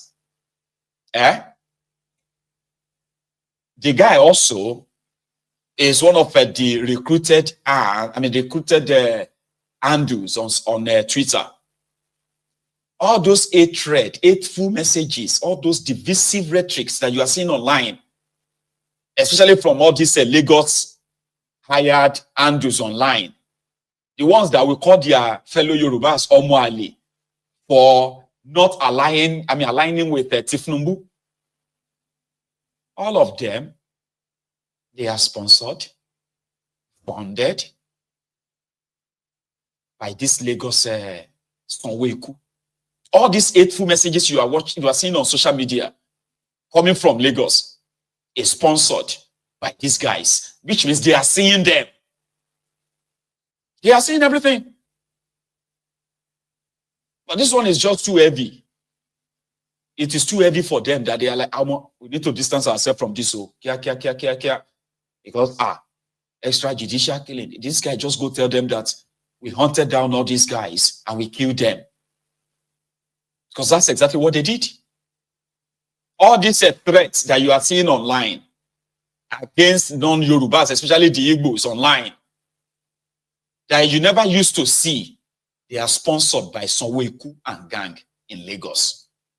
That's the evidence. And it is because of this guy, this Tifnumbu, this drug addict, this drug baron, right? This Jaga banditi, the Jaga addicti. The politics of hatred, the politics of division, sponsored by this druggie that forced himself on you in that contraption. I just thought I should put that out there. And to the Ronukus, you know, say, you don't like me, I don't like you. So, Mo will not pretend. Okay? What's that guy's? What's this person's? That one that I spoke of yesterday. Lecturer at the Michigan. Olori Bruku Yisa Egbon. I don't like Una, and Una don't like me. So Mo will just be very, very Mo will be very clear about that. And it's just going to be a matter of time. This drug dealer, this drug addict, Tifnumbu, this certificate forger, treasury looter, kleptomaniac, he won't be president forever. You understand now? So this is the person that has brought shame to the Yoruba land. This is the druggie that has brought, total shame to the Yoruba people. But we know it is their politics of Lagos. It is not politics of Yoruba land. And it won't be president forever. Remember that. So we'll move to another thing. So today, in the last 24 hours, it is also presented that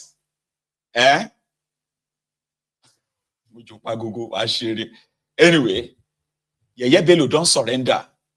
But the EFCC said no, he didn't surrender. They arrested him.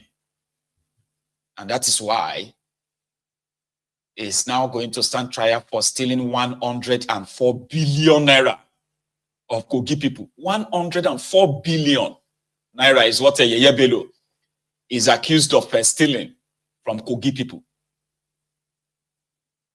So we will be following that up. We don't know what really happened, and the fact that Olodo of Kogi was said to have taken him straight to the EFCC again. But this time around, they didn't stay or stand in the car park. They went into the building, but the EFCC said, no, we arrested him. It was around 12 noon today, Nigerian time. That was when he got, sort of taken in. So they are possibly negotiating on his bail. He probably will be there for 2-3 days. And then the next thing, they will give him bail. And then the case will start, which can last for another 10 years. That's their trick in that contraption. Yeah. Paulishe is still standing trial for looting over 10 billion naira from Ekiti till tomorrow. Paulishe is still there in court, standing trial for looting Ekiti money. And he is also Ekiti leader in Ekiti, collecting pension as a former governor of Ekiti as we speak. It is Nigeria. You will be expecting too much to think they actually have any law that punishes bad behavior. They don't. Talking about law. But you know aware that the appeal courts in Nigeria ruled that MC Olueron did not win any election. Baruwa is the NURTW president. Abi?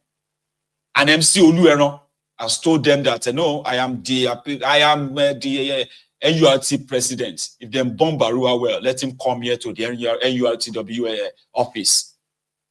So every day at the NURTW office in Abuja, this is what it looks like. And this is the man the court said is not the president. MC Olueron disobey courts and nothing is happening. The second day in office, Opo, Oluomologa, everybody. Second day in office, Opodu, Oluomologa, Oluomologa. Second day in office. Second day in office. Second day in office. Opodu, Oluomologa, Oluomologa.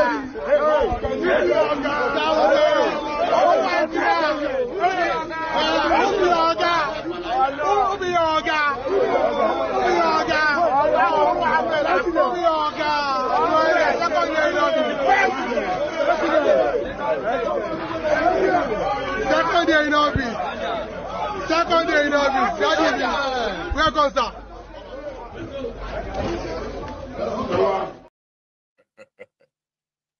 Oluomologa. Second day in office. Second day in office. Oluomo, well done, daddy me. Second day in office. Last week, they went to the NUJ complex. They beat up everybody there. Nigerian Union of Journalists office. They beat up. Why? Kilodina MC. This is not Lagos. Why you go to beat everybody for Abuja like that? You don't say I'm the president. President MC Olueron. Nigeria is a worker now. It's a worker. Some of you are just still pretending to think that you have a place called a country. It's not. No. You know? It's unfortunate though, but that's why it is called Nigeria. Here is something from Edafe. I have actually missed the guy. You remember Bright, Tio Bright? Edafe Bright, Tio Bright from Warri or from Asababin and Delta. He's got his regular customers. And here is the latest from Delta, where some young men were arrested. That they are like luring young women out of clubs to rob them. Bright, tell us their story. I am SP Edafe Bright, the Police Public Relations Officer, Delta State Police Command. Currently, we are at Ugele A Division, where we will be interviewing some suspects. These suspects, they are more of a one-chance syndicate. They operate in two dimensions. One is they pretend like they are transporters, look for vulnerable young girls. They don't target men, they target young girls. pretend like they want to carry them. They will carry them as passengers. When they get to about 100 meters away, another of their gang member will be waiting. That will now enter and they will now put the lady in their middle, drive them to a lonely road, at times to the bush, collect their phone, enter their mobile app, transfer all the money they have, collect their phones. At times, they even rape these ladies. We have one of the victims with us, though she's scared and she does not want to talk, and we cannot compel her to talk. But we have the suspect here, and they will tell us what they do, how they do it, and why they do it. Friend, you are my friend now. What is your name? Vincent Omonigo. I want you to talk, make people hear you. Vincent who? Omonigo. Okay, why were you arrested? Arrested for club. Huh? For club. For club? What did you happen when make the arrest you? I don't carry girl for club. Talk now. You don't know why they arrest you. I don't carry girl for club. That means normally we will go club. When we reach club, we discuss with all those guys when they also for club. I will discuss with them. I have a good time with them. What I say, I'm going to go to the hotel or lodge. So the client time to on we're going. What would come pass? We will come for here for carry the club. Along the road, we'll collect their phones. We'll rob them their things. We tell them to come down. We'll drive, leave them. When I collect their phone, I know they open their phone, check how much they their bank, when I transfer them. They check them. Okay. They check them. Okay. So it's good you tell us everything so that if we want help you, we go know how we go to help you. I mean, you know I make they help you. But say justice must take its course, Sha. Now, at what point when they do them like one chance? Because I hear say at times when they do like so when they transporter, when they carry passenger for road, carry them go bush. We not too much they carry passengers. We really believe in that club. Na club when they do pass. But I don't carry passenger on before. How many times? About 2 times. Now, which bush when they carry them go? Ugele Road. Bush for Ugele. Ugele Road. Yeah. Okay. I was also made to understand that some of them they sleep with these girls. Which of them they sleep with these girls? I know they sleep with girls. I know now. Which of them they sleep with the girls? We know they sleep with girls. Now they one guy they follow us before. What be the guy name? Peter. And they sleep with girls. Where is Peter now? He's nowhere to be found. He's on the run. Okay, Peter is on the run. Yes. You say you are from where again? An area. Delta State. Yes. So this thing what they do to these girls now? When they carry them? When they carry them like say they be runs girls when I want pay money to sleep with them, or how they carry them? When they carry them like say they runs girls one won't sleep with. We discuss with them. Okay, now we discuss price with them. So how much now they tell them when I want carry them? 20, 30. When I go tell us I pay them 20, 30. Okay, but later when I carry them reach Lonely Road, I can't do it. Go collect their phones. Collect their phone. Go put their app. They'll go put their app for us. Okay, so where they for arrest you now? For which club? Nah, Abraka, one club for Abraka. Which kind of motor now they carry? They use a Camry. Who get the motor? Me get the motor. Now you get the motor? Yes. How much you buy the motor? 1.4. When you take buy the motor? Buy the motor last year. Okay, outside this bad work what you do, which other work you do? I'm an electrician. You be electrician? So electrician work not they give you better money, now make you say you do this one, abi? If this is when you do this, guys, they do it to your sister, how you go feel? I feel bad. Oh, you go feel bad. How are you feeling now? I feel bad. I'm bad, very bad. Very bad. Yes. I was saying make I hug you because as we don't hold you now, you don't be our friend. So I want we go pet you, we go papa you until you go prison. No hope so you will learn lesson for prison. Well done, Thank you. What's your advice to people when they find quick money? You should stop it. Not pay. Vanity plus vanity. Or is vanity? It's vanity or vanity? No, it's vanity. But when you do a lot, you know it's not vanity. And they don't cash you now on vanity. You want forgiveness, Abi? Yes. Does the law forgive? No. Open your mouth now. Yes, I don't know. I'm not sure. Okay. We are going to interview this lady now because the suspects usually when they kidnap these girls collect their wig and sell to her because she says she's into the business of selling wig and she usually collect this wig and sell for them. Let us hear from her. What is your name, madam? Gilberto. Okay, so which of them they give you wig sell? Now only one person that give me wig sell TV and I one. Now one, which of them here? The one in the middle. Okay, the one in the middle. Okay. But you said the other one, your girlfriend, they give you weeks. And they buy from her because I've seen her personal used and how many she don't give you? Only 4. What did she tell you? You said they use the week do it. You say loan, something like that. Say some people they use that they can't take loan for a friend, and if they not fit pay back, they'll call seller to recover their money. Okay, if you sell week for person, you know they give the person receipt. No, even if new one would they go buy for store, so they know they give us receipt. When I begin collect receipt too, because as you do so, you can be charged. Not even you can be charged. You will be charged for receiving stolen property. So advise your people, advise your colleague, advise your fellow women to be careful next time. Yes, sir. Thank you.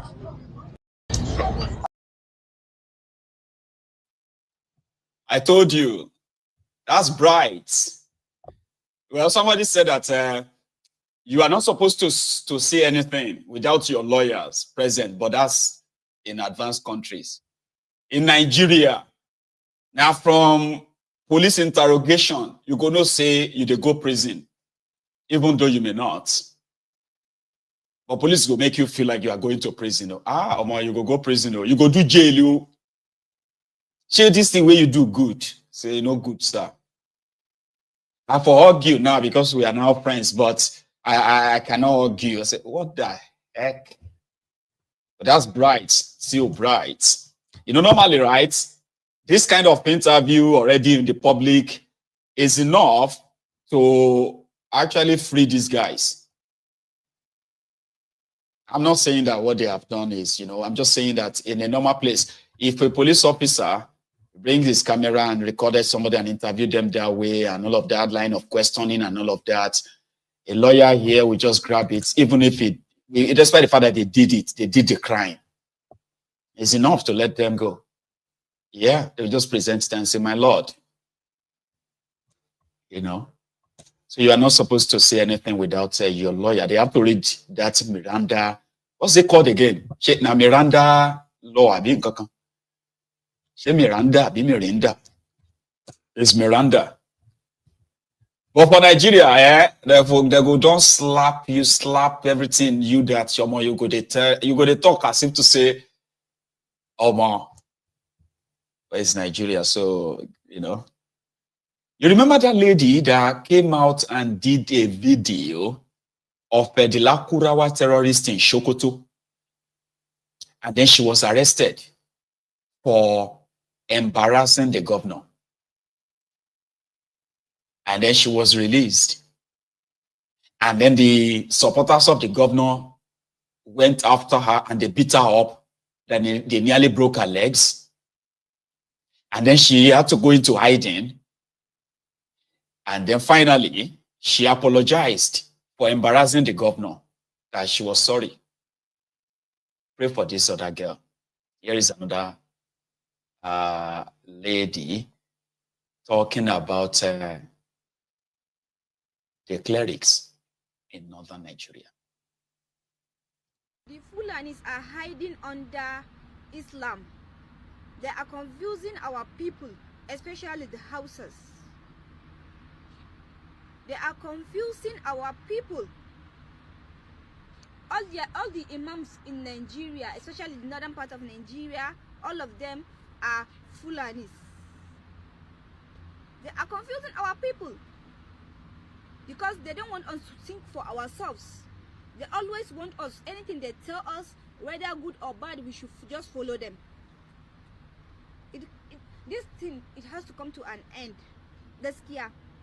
So Hausa people, please and please, my people, you people you have to differentiate between religion and culture and language. We have to differentiate that, because we mix everything together. We mix Islam, we mix everything, we mix religion, not matter of Islam, because they even put hate on us. Anybody that is not Muslim, we should not like him, especially the people that are Christian or any religion that are Hausas. They call us Maguzawa, non-religionists, and it's a lie. It's a propaganda, because they want to rule us every day. We are like a slave to them. It's not that enough. Now they are killing our people each and every day. They are killing our people each and every day. And their people are not talking. Minister everything has to do with politics. They are the one. Katsina is Hausa land. The people that are doing governor, like the one I know since I grew up, all of them are Fulanis. The 4 governors are Fulanis. Why? Kano is only one Hausa. All of them are Fulani. Even vice governor is Fulani. Pray for her. She's an Hausa girl. A supposed Gen Alpha. She's not Gen Z though. She's Gen Alpha. All these young ones who are now rising to question everything. So we are getting there. She's bold enough, and there are so many on TikTok. Hausa girls, Hausa boys who are now questioning the things that their parents have been forced never to question. So please pray for her. I don't want to come back here in another 2 days and say they've arrested her or even killed her. I don't want to. Because she's honest. She's saying the truth. They use religion to make them feel like they are all the same. Hausa, Fulani, we are the same. Don't let any outsider come between us. But they are killing them. They are killing the Hausas, the Fulanis. All these killings and kidnappings in northern Nigeria, all this terrorism is being unleashed on the Hausas and other, other tribes in that part of Nigeria. But they just say in the name of Islam, they cannot say anything. They are forcing them to take on this Sharia, this Sharia, that. You know what I mean? Like, but it is pretty much like a cultural thing, cultural thing, where Fulanis are murderers anyway. But they control almost everywhere, political, otherwise, in northern Nigeria. So she's been honest. I don't pray that anything happened to her again. I pray for her.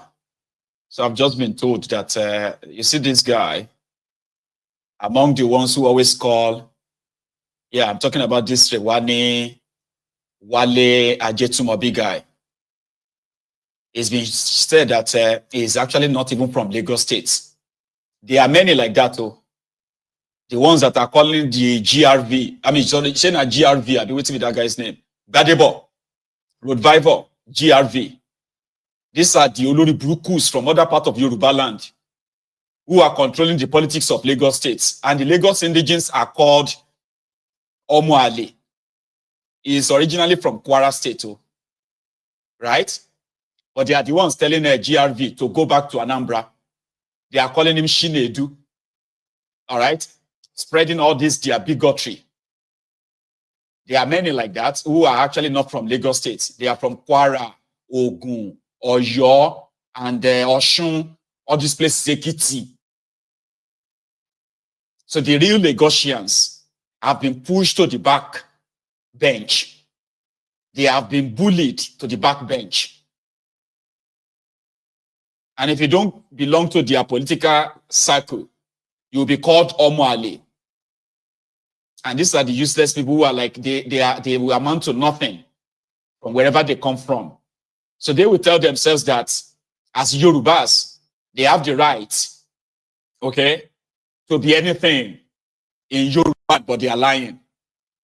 They're not born any of them well to come to Ogun State and say, because they are Yorubas, they want to come and become something in Ogun State. As much as we are all Yorubas, except in Lagos. And you see those who are like actually the real Lagosians, they have bullied them into, I mean, you know. And they are now tarnishing the image of Yoruba people as bigots, as intolerant, as this and that. You know? I just thought I should add that before we go this evening, okay? So on that note, we are drawing the curtain and I'm going to take calls. And you will have your own chance of calling in to add your own contribution to this conversation tonight, okay? However, tomorrow I am bringing on the real face behind this Yarosulala digital, business opportunity And to every member who has checked this out, I'm saying thank you to you. So that you know, if you are looking for a sort of, an extra legitimate source of income to what you're currently doing, whether you are actually working or you are retired, you just want to start your own business and you don't know how to go about it and what you probably want to do, here may be the opportunity that you need, okay? Not only that it will give you the opportunity to be your own boss, it also stands to give you the chance, the opportunity, right, to financial freedom in a way that, your efforts, your own hard work can actually really pay off, okay? So if you are interested, scan this QR code on your screen. There is going to be a website that will pop up. And when I say scan, I mean you have to use the camera of your phone, turn it on the screen, scan this, and then you will see the link, the website. Click on it, read more about this, okay? And you can sign up, or you should sign up to even get to know more. And what that does for you is that you're going to get a sort of a package, where a digital package, so to say, where you are going to be told all you need to know. And also you would have a chance, okay, of signing up. If you sign up, that means which will cost you about $149 to sign up, okay? Now, if you find it interesting enough, which is you want to go any further, okay, they will tell you how to do that.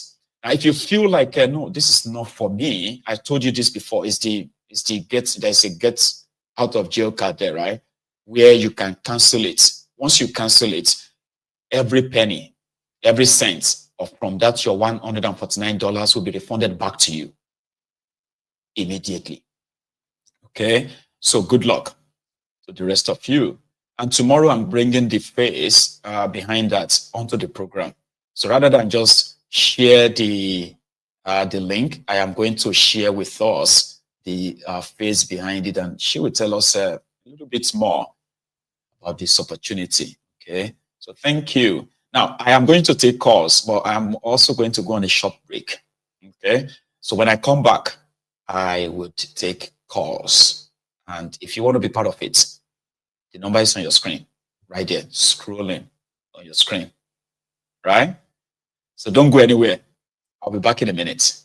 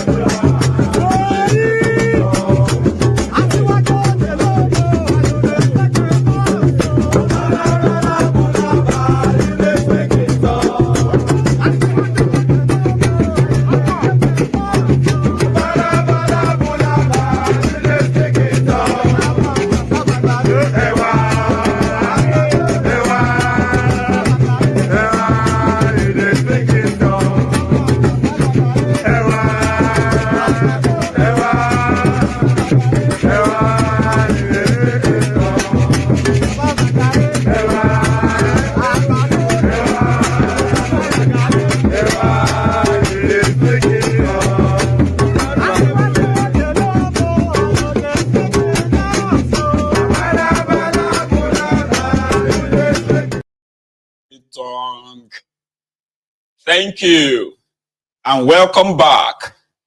I have a caller on the line. So tonight it's likely going to be a little bit busy. So we are going to have to do it cha as well.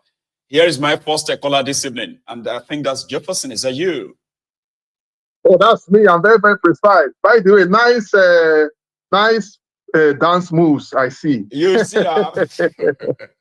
I see Badu, they're going to Because speak that's it. enough for their Badurians.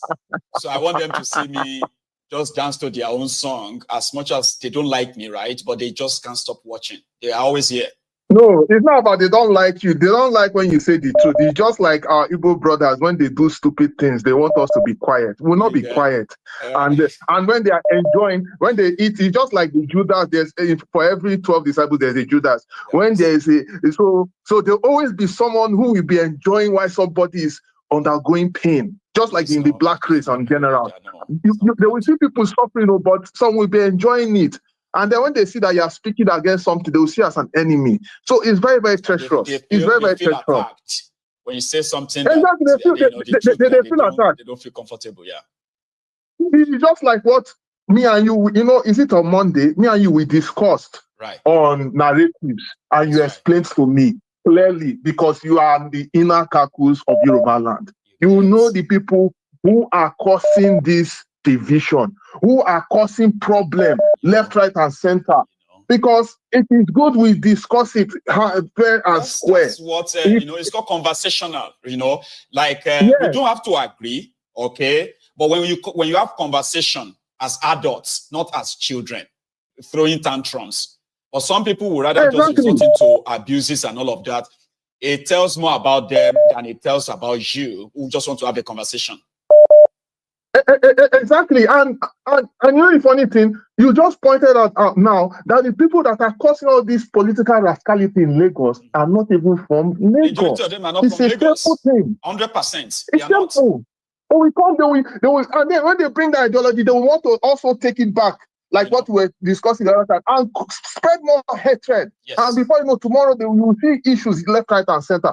But we thank God that people who are on ground, people know what is going on. No matter what, people are not going to continue to be moved by this hatred. We need to really tackle it and destroy all those people. So, that's number one. Thanks for the converse. But let me be quick. I don't want to take time today. Okay. So, we have some interesting news. Portharcourt Refinery starts working. Will they reduce the price? Will they reduce the price? That's my issue. That's what I expect you. Now that they are not importing it, so it's supposed to be cheaper than Dangote's own. Even if not just 700 naira, sell it go touch life. If they reduce them to let's say 700 naira or 600 naira, it go change life. So. Exactly, and by the way, bag of rice they reduce more. But anyway, that's a story for another day. We don't know the metrics that they're using to do all these things, and it's just what it is. And Yeye Bello being arrested. Well, no comment on that one. We are just looking, but who knows where this is going to end? How it's going to be? But we are not entirely too hopeful. But we are hopeful, if you understand what I mean. Okay. Until our politicians not to be pessimist. I mean, pessimistic all 100%. We should be optimistic on the side too, right? Yes. So we want to be sure that they reduce their rascality to the barest minimum, because Nigerians are tired.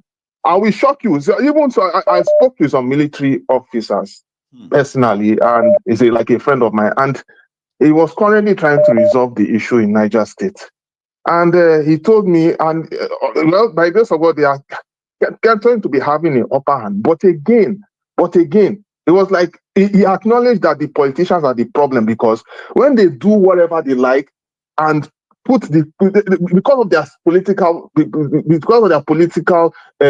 greediness, they do whatever they like at the expense of the masses. At the point now that even our security apparatus, they are even in the dark. They don't even know what is going on, because politics have so entered the whole thing that they can't even be logical in at least addressing the basic thing, which is security of life and property. It is basic. No, like if everywhere they safe, everybody they okay, everybody's okay, everyone go there all right now. You get. I could remember in those days. It is not day all right. Am I even go say it no day all right? Everybody go say am I going afar? No, yeah, exactly. Now they will say there's something wrong with you now. Get. You know, people lie against something that is real. If it's real. Exactly, that is it. So let's just see how the whole thing plays out. But we will continue to speak the truth till everything is okay. Let me give you guys for that people to speak. Thank you so much, Jefferson. All right, now take care. Yes, sir. You're welcome. Thank you, brother. Thank you. I don't know if I got you. Did I get hello? My boy. Enauni. Lafia kalau kana nan lafia. Lafia kalau alhamdulillah. Sanu ya gida yara. Aiki yaya mata yaya gida. Dukan su suna nan lafiya kalau sanu. Alhamdulillah. Yawa. Madala. Yawa. Ahmed. Ahmed. Ahmed, thank you so much. That one seems to have like it went smoother than normal. Yeah, so thanks so much for joining, by the way. Please. I don't really have much, maybe like 2 things. Okay. About MNK, Mazi Nnamdi Kanu. You see, even though Mazi Nnamdi Kanu, let's even say, for example, what he has been doing is not for real. These people don't know that holding Mazi Nnamdi Kanu, when it comes out, even he was doing what he was doing then, let's say he's not even doing it for real, like he's doing it for his own benefit. If he comes out now, this is when he is going to do the real one. So holding him will not solve anything. No. It will not solve anything. It will only make it worse.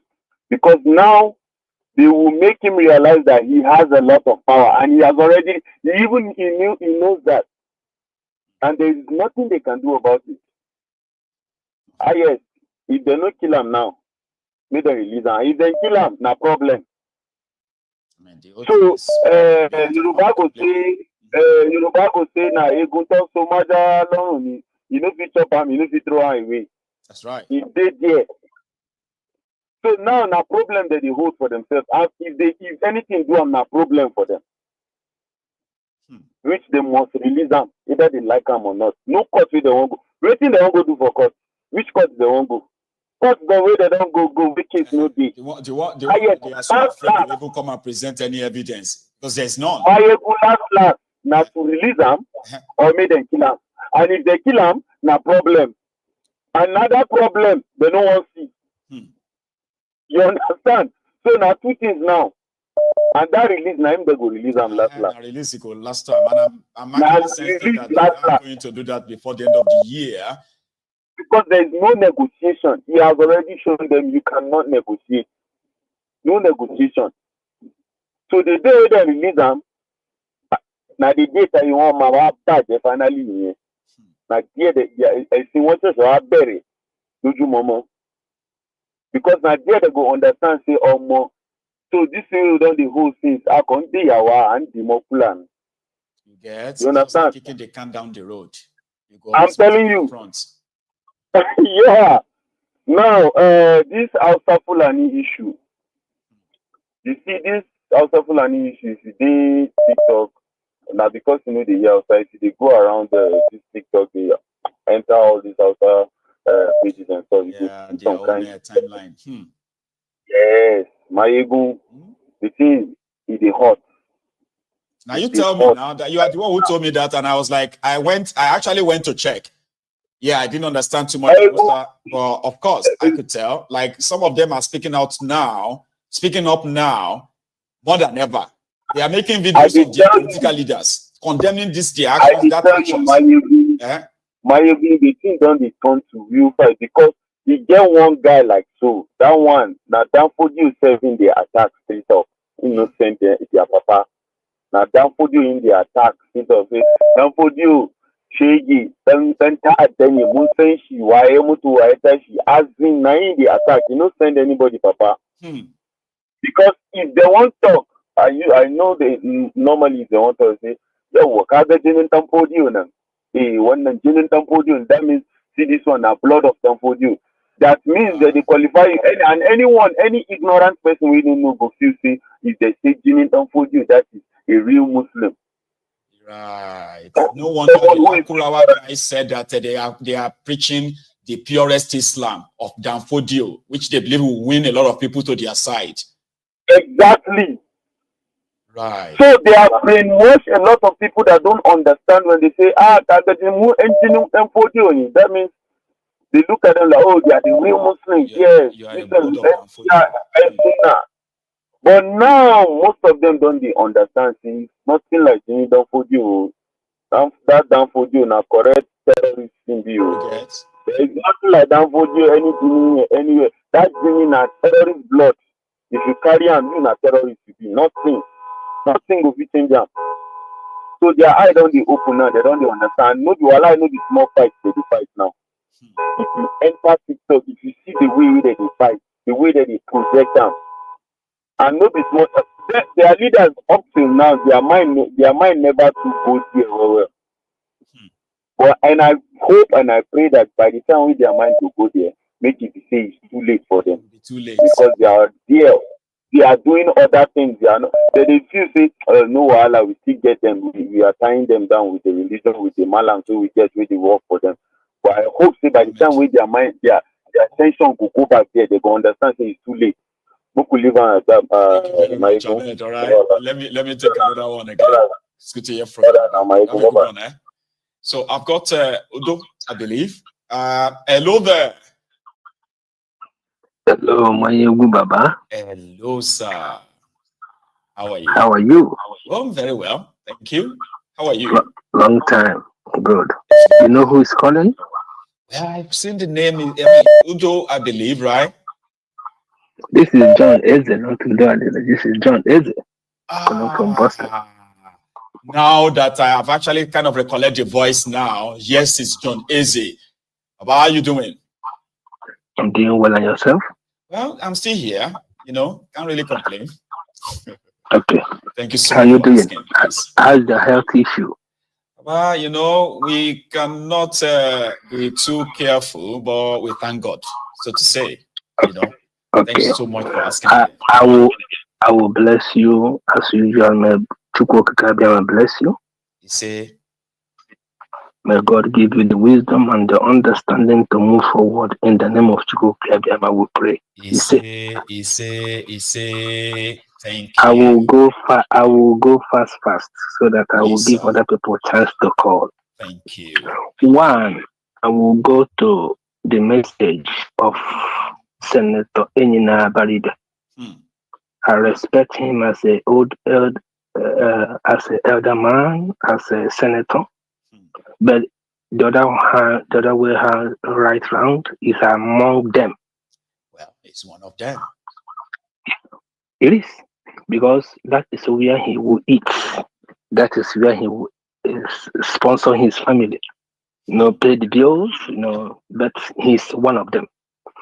One, I would say he's one of them is this. All the whole thing he said we show is truth. It's truth. But call the truth. People that are sponsoring terrorism in eastern part of Nigeria is Nigerian government. Simon Ekpa have no business with that thing. Simon Ekpa have no business with that thing. Nigerian government are the people sponsoring terrorism with military uniform and police uniform in southeast Nigeria. Two, Odumogu Omeka Ojukwu went Ghana with Gowon. That's right. For agreement of what? Everybody go your separate way and rule your people. Did Gowon fulfill that promise they went to Ghana with Ankara? The answer is no. Now, Odumegwu Omeka Ojukwu is late now. Nandekalo, before Nandekalo was Owazirike. Owazirike, Obasanjo have a deal with Owazirike. Owazirike forget about that and move on with his life. Now, Nandekalo race. Why is it that anything that they talk about Nigeria, how they are treating the Igbos, they will turn it against the Igbos? Nandekalo went to Kenya. They kidnapped him, rendition him to Nigeria. Have that rendition from Kenya to Nigeria solve the problem of agitation of Biafra? The answer is no. Now, Simon Ekpa raised that his leader had been kidnapped. Okay, hold him now. Let me start from Finland. They start again from Finland. Listen, let me be honest with you. Right. Until Nigeria come up and apologize to Biafrans and say, this thing we did, we are so sorry.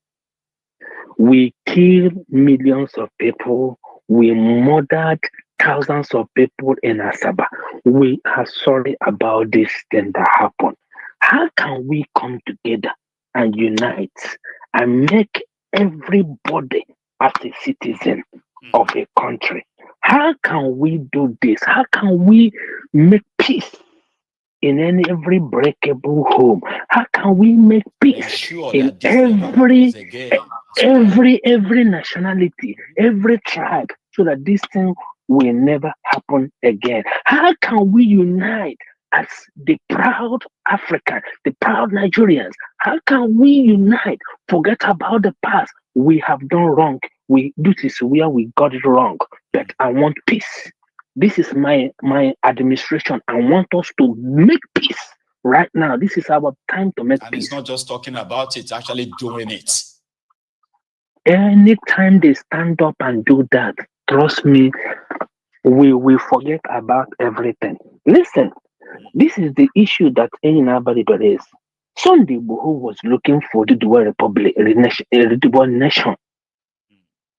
He was adopted and kidnapped in what do you call it?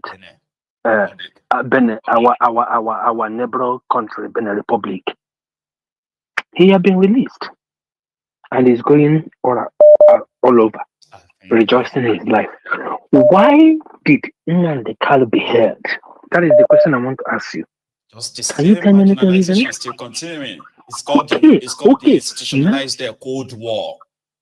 Okay. Now the second thing I want to ask you is this: from Abia to Imo State, go and check the checkpoint.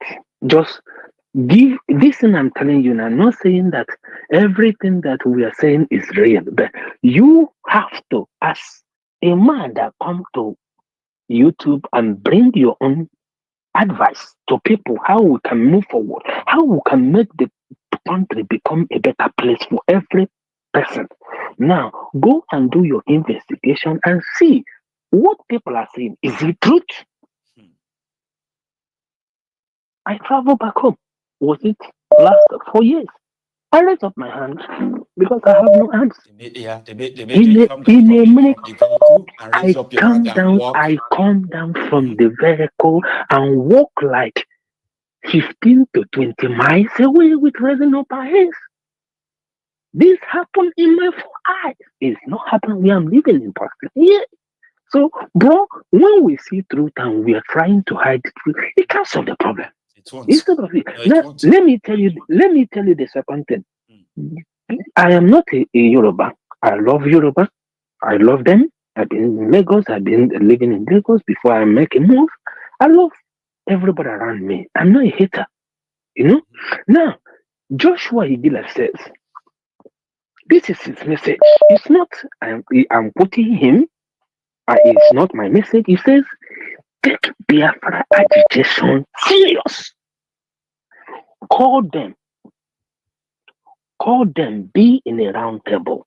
Discuss what is the problem, what did you people want. A very simple thing, but you are making it so difficult to you. How can you have peace? There won't be. I agree. There will be peace. Make everybody, make that nation. What makes you as a leader? Okay, now look at Biden is handing up to Trump. When Trump starts marginalizing other people, how do you think that America would feel? They will feel so bad. There won't be any peace, no. Make everybody, you are a president. Now, you said you are the president. I am not arguing you. Okay, that's fine and good. But let everybody work together. Know what is causing that problem. Work together. But you have seen that it is a business. Everybody come to steal. He is his turn to come and steal. He can never do good. Country. It's never about the people. Yeah, he can never, even though that they I appreciate the River State refinery working, but is it true that is working? Can the refinery of Portharcourt provide benefit for the Nigerians as a whole, benefit for the River State as a whole, benefit for the people that are living as a whole? Can he do that? May the God bless you and keep you. May them release Mazi Namundi Ukukal or Madike one of Biafra. If they fail to do that, there is a problem. Thank you and have a wonderful day. God bless you, sir. Okay, thank you so much for also calling in as well. Okay, and stay safe over there. So that's it, John Eze. I've got another caller on the line. Hi, hello. The General. Yes, sir. Good day, my brother. Good evening. How are you? Well, I'm very well. Oh, Well, I'm here. Yeah, thank you for another opportunity to speak on your platform. You know, your line is always what I call it is jam me, I jam your line until you find your way through. And once you are in, it's always such a pleasure. It's a relief. And thanks so much for calling in. Yeah, it's a relief indeed. Yeah, my God, let me do it fast so that other people can also speak. My brother, you see, the Nigerian problem has become something that I myself, in my own little way, have tried to analyze the situation, and I will tell you something. You see, there comes a time in a man's life when you have to face the truth no matter what. That's right. The difference between blacks, the Westerners, and we Africans is one thing: fear. You see, fear. Yep. We have been intimidated into stupor that no person is ready to speak the truth. Everybody is afraid of being punished for speaking the truth. Yeah. Yeah, and I think the reason is because a lot of people don't want to offend people. But saying your truth sometimes, right? Say it and be willing to also accept the truth from others too, which is what makes the world go round. But yeah, if you are afraid of offending people, right, then you are never going to be honest. Yes. There's a saying that says that only truth can stand the test of time. That's right. Nigeria, every educated Nigeria, I said not even educated, every reasonable Nigeria, because education in Nigeria is just a waste of time as far as I'm concerned. They don't reason well. Yeah, it almost a cost. Every reasonable Nigerian knows that what is happening in Southeast is state-sponsored terrorism. I agree. That is what is happening in Nigeria. But you know, when the likes of Abaribe, they come on air, they will want to use these fancy English words to deceive those in the village, trying to create the impression that there is a particular group of people that are doing this thing because they claim to be loyal to Mazi Nnamdi Kanu. My brother, listen, they said in every action, there is what? A reaction. Unexpected reaction. There's opposite reaction. We have all seen a video where this man that was kidnapped, is it a Methodist, a primate, or whatsoever? I don't know how they are being brought. Yeah, everybody saw that video. Reverend also, I saw that. Yeah, where the man confessed that where he was kidnapped was at Army bus stop, Army whatever checkpoint, not bus stop, checkpoint. It was at Army checkpoint. Every Nigerian have heard where Theophilus Danjuma said armies collude with these kidnappers with these terrorists, not even kidnappers, to do this job. The former president of Nigeria, Chief Olusegun Obasanjo, said something that it is ethnic cleansing that is going on in Nigeria. What do Nigerians want? I keep on asking, does it mean black people can never be saved in their life? What is this issue, this narrative? They are trying to change the narrative, trying to bring Simon Ekpa into this or that. We from the Southeast knows that our political leaders have failed us. Mayegong, you know when Mazi Nnamdi Kanu, when Amotekun was formed in Yoruba land, Mazi Nnamdi Kanu came on air, told every Southeastern politician that they should emulate their Southern or Western counterpart, what they have done. What does that mean? They should also form a security group to protect their people. For 2 months, 3 months, these non-entities could not do anything until Mazi Nnamdi Kanu went further to form ESN. He came on air and said it, that he formed ESN because he knows they will never do anything. They can't go against their paymasters, which is the caliphate. Every Nigeria, every Igbo man knows this. They all knows this. They hear it. I don't know if the cow meat they eat, take away their memory that they don't remember. Today is all about Simon Ekpa, Simon Ekpa, Simon Ekpa, Simon. These people like upon himself. I don't want us to remove that. That you see that thin line. That thin line is what some of you don't want to kind of always admit. This is not about what they said about Simon now. It's about what Simon himself, right, actually profess. Okay. You get what I mean now? I'm listening. On his own X, on his Twitter, I keep reminding everyone who cares to listen, okay? This is not that all that is happening that we have listed, they are not happening. Agreed, they are, okay? So, but we are talking about the personal profession of his own, from his own platform, okay? Where he endorsed what seems to be a pure terrorism against the civilians as a punishment for disobeying the order of sit at home. This is not about just what these guys are doing. No. You get My God, wait, let me correct you. I get what you are saying, but you made a mistake. Let me correct you. Right. You say where it seems like he endorsed punishment to his own people. I didn't get right. He did endorse it. He did endorse punishment. What do you mean by punishment? Sorry. Okay. I'll give you an instance, right? Okay. It's going to be like I'm repeating myself, all right? Is that when some of these guys who claim to be BLA, Biafra Liberation Army, which some of you possibly do know, right? So when they make videos of how they are going after, in quotes, the terrorist army that they want out of Biafra, all right? And then you see civilians who get caught up in the whole melee. So civilians who are not like armed, what have you, who got caught up. And they are saying, we told you to sit at home, stay at home, don't go out. We told you, everybody, all that stuff. And he's the one actually publishing that, posting that to say, see, when we tell you to sit at home, you sit at home. Don't make it look like that didn't happen. Okay, Michael, why don't you see it this way? Okay. Why don't you see it this way? That what the reason why Simon is telling them, when we tell you to sit at home, is for them to be protected, because the same Nigerian government is sponsoring some people to go and kill innocent people so that they will push it to IPOP or push it to Simon Ekpa. Why can't you see it that way? The same Nigerian government is sponsoring the... Yes, so same people, not BLA. I didn't say BLA. I didn't say BLA. No, I am saying BLA now. I'm saying BLA. No. These are the guys who recorded videos. Michael, what of we have seen a situation where people went to commit a crime and they used the name Biafra before the issue of BLA. They used the name ESM. Does it mean? Does it mean that it was Mazen Nandekano that sent those people that were screening? Like you see that line of argument, right, would have been very valid.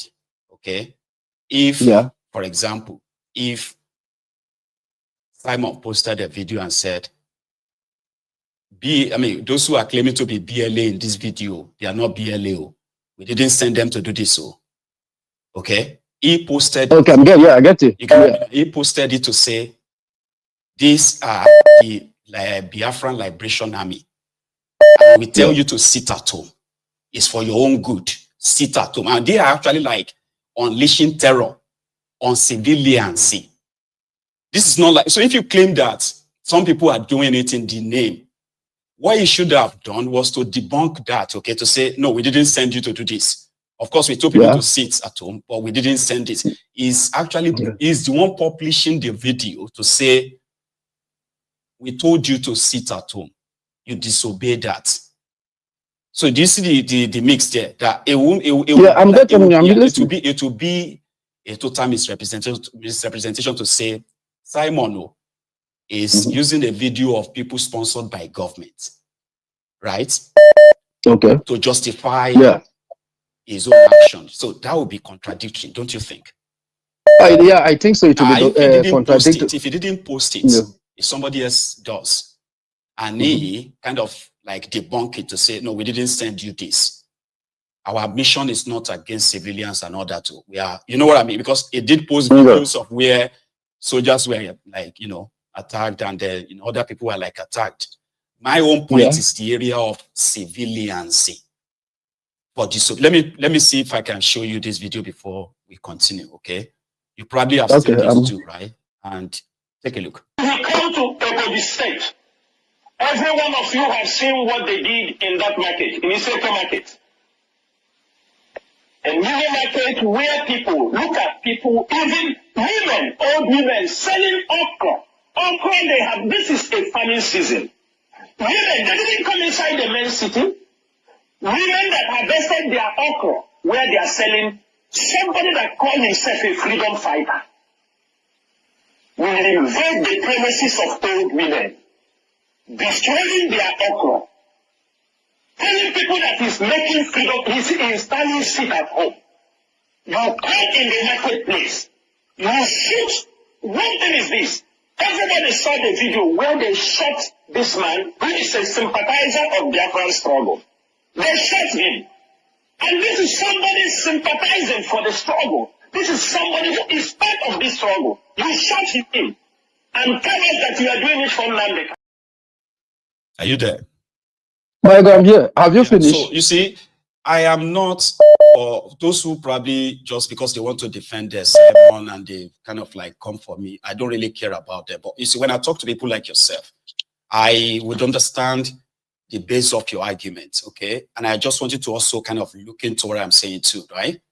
No, my God, I understand you. You get me now? No, I understand you, but I'm not a biased person. I understand you. I'm not making up any baseless accusations. No, okay? no, my brother, we have. You get what I mean? I'm just saying that if these guys are doing this kind of a thing, you as a person that a lot of people look up to, what you will do is want to condemn it. To debunk it. Yeah, to condemn it. Condemn it. Yeah, you can then say, this is why we told you. We didn't send these people to do all this. So this is why I told you to sit at home. You know, it will probably be a different convo entirely then, right? But yeah, I understand you. He sort of feels like he enjoys it. Sometimes he would dance after sharing this kind of videos, right? He would dance and say, well, anybody who doesn't obey us. And that's where somebody like me feels uncomfortable. Do you get that now? I am not in the best position to say this is how you fight for Biafra or not, okay? I am not going to be in that position. But when I see something that I'm like, no, this is not right. I expect everyone to also kind of look into it rather than take sides. Yeah, Michael, thank you for that. Let me be clear so that other people will also do their contribution. Let me know where take most time. We'll stay along. Listen, Michael, there have been a crisis. There have been a situation in Imo State where a policeman in Imo State was busy killing innocent Igbo people until he was discovered that it is this policeman that is executing that killing. Every person listening to this particular thing that I'm saying from Imo State knows that this thing happened within the area of, I think, Imo State University too. It started from hostel. This man was busy killing people until it was discovered. Do you know what the federal government did? They transferred him out of Imo State. My brother, I'm not here to cite Simon to tell you he's innocent or he's not innocent. What I am here to tell you is that there are people doing this thing, which you yourself have said in your studio one day, that do this thing, give dog a bad name to do what? To kill him. But where I'm trying to come in is on the issue where Abaribe said something. Right. Michael, I want to ask you something. Me and you knows that Nigerian army has been what? Let me use the word polluted with terrorists. Every day we call them repentant. But we know they are not repentant terrorists. We've seen a situation where our brothers from the West and the South that are in army, they will go to the North to go and fight these same terrorists. And what will happen? There will be what? They will all be ambushed. Who are those giving them the information, giving the terrorists the information to ambush them?